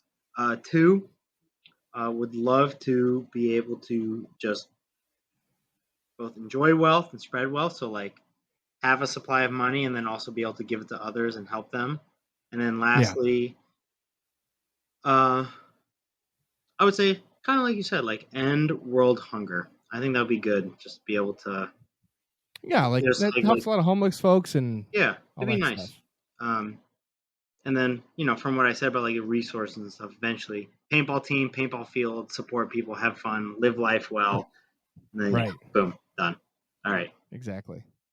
Also from Joey Feta, aka Frozen Jenna, asks if you could have an unlimited supply of anything in the world, what would it be and why? Well, I already kind of answered this. Probably money, because I can just buy stuff. I can just buy food or buy burgers or buy video games or buy paintballs or buy boobs or buy whatever it is that I my heart desires. What do you guys think? If you could unlimited supply of anything in the world, what would it be and why? Anything in the world? It's hard to like pin down an object or one thing, right? I don't want to say money, because you already said that. Yeah. I'm gonna say if So I I could hopped on do that quickly. something unlimited in the world, would just be unlimited unlimited travel. Supply. No, an unlimited supply. It's an unlimited supply of anything, not like something you could do. I want to have an unlimited supply of tacos or Oreos. I don't know. Bringing up tacos, Vern, kind of messed up. Anyway, I'm gonna say if I had an unlimited supply, I would say like the unlimited supply of plane tickets, just so I could travel the world. I think that'd be really cool. I've loved traveling the world growing up, and I think meeting people is great. So if I keep doing that without having to pay like $1,000 to fly to one place, that'd be awesome. Good point. Yeah, that's fair. Marcus? I'm not saying money, because money would just be like, yeah, I wish I had unlimited money so I could fly everywhere. But if I could have an unlimited supply of anything, it would be an unlimited supply of love. Wow, what a great answer. Wow. He's definitely an honorary Latino. He may say he's not, but that's a Latino answer. Oh, I am not. I'm not Latino. That's a lot of love. I'm a whole lot of French Canadian and a whole lot of Greek. All right. So Stask asks, if you could have dinner with any 3 people, living or dead, what would it be? Dead people would be alive for the dinner, not some sort of like reanimation situation. 3 people is hard to pick. I don't know.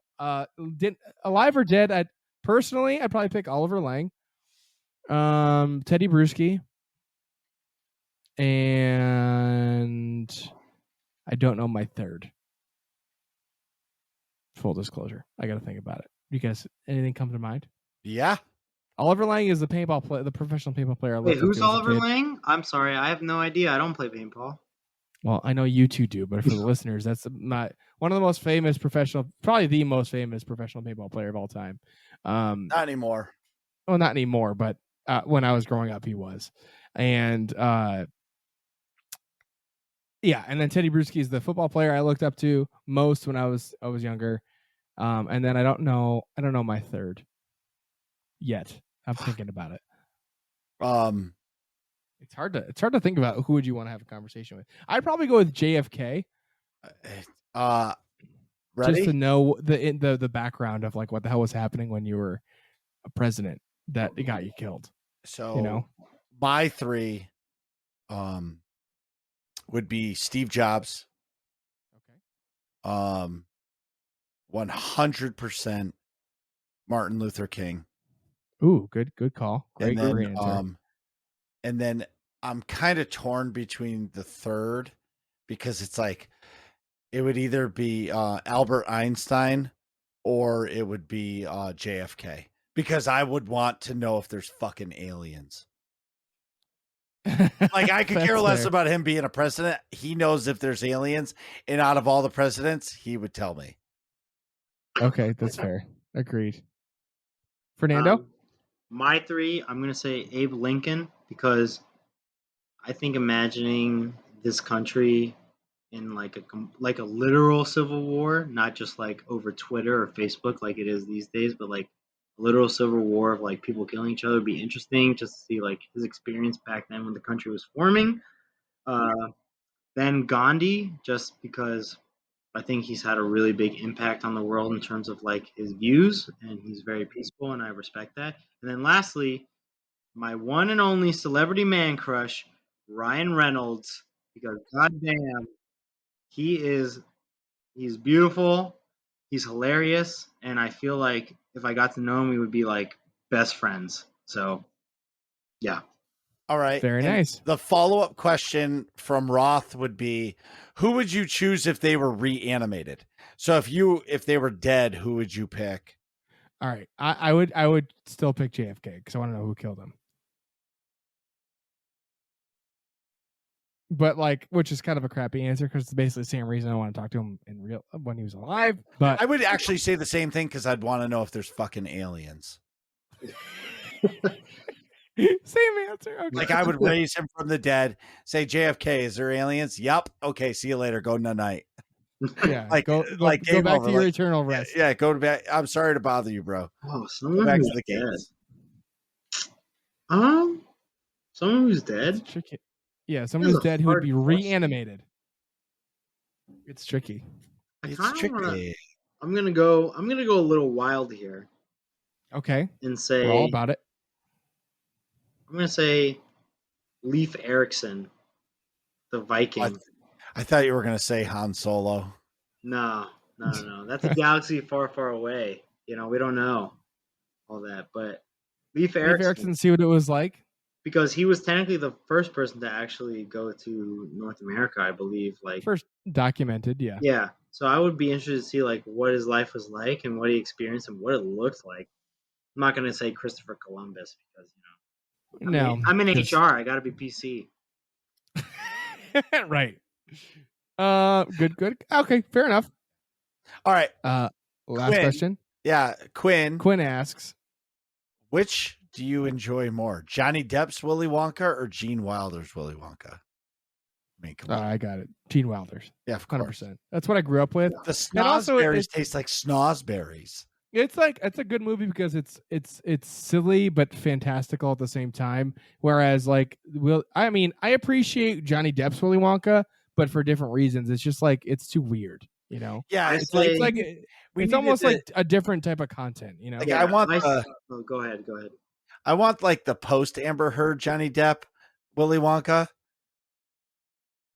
Not the in the throes of the chaos Johnny Depp Willy Wonka. Yeah. I'm gonna say Like, that is Johnny a Depp weird character. was creepy. Gene Wilder was scary because some of the things that happened in that movie and the scenes, like this guy was like, yeah, he's crazy. So I would say Gene Wilder, definitely. Yeah.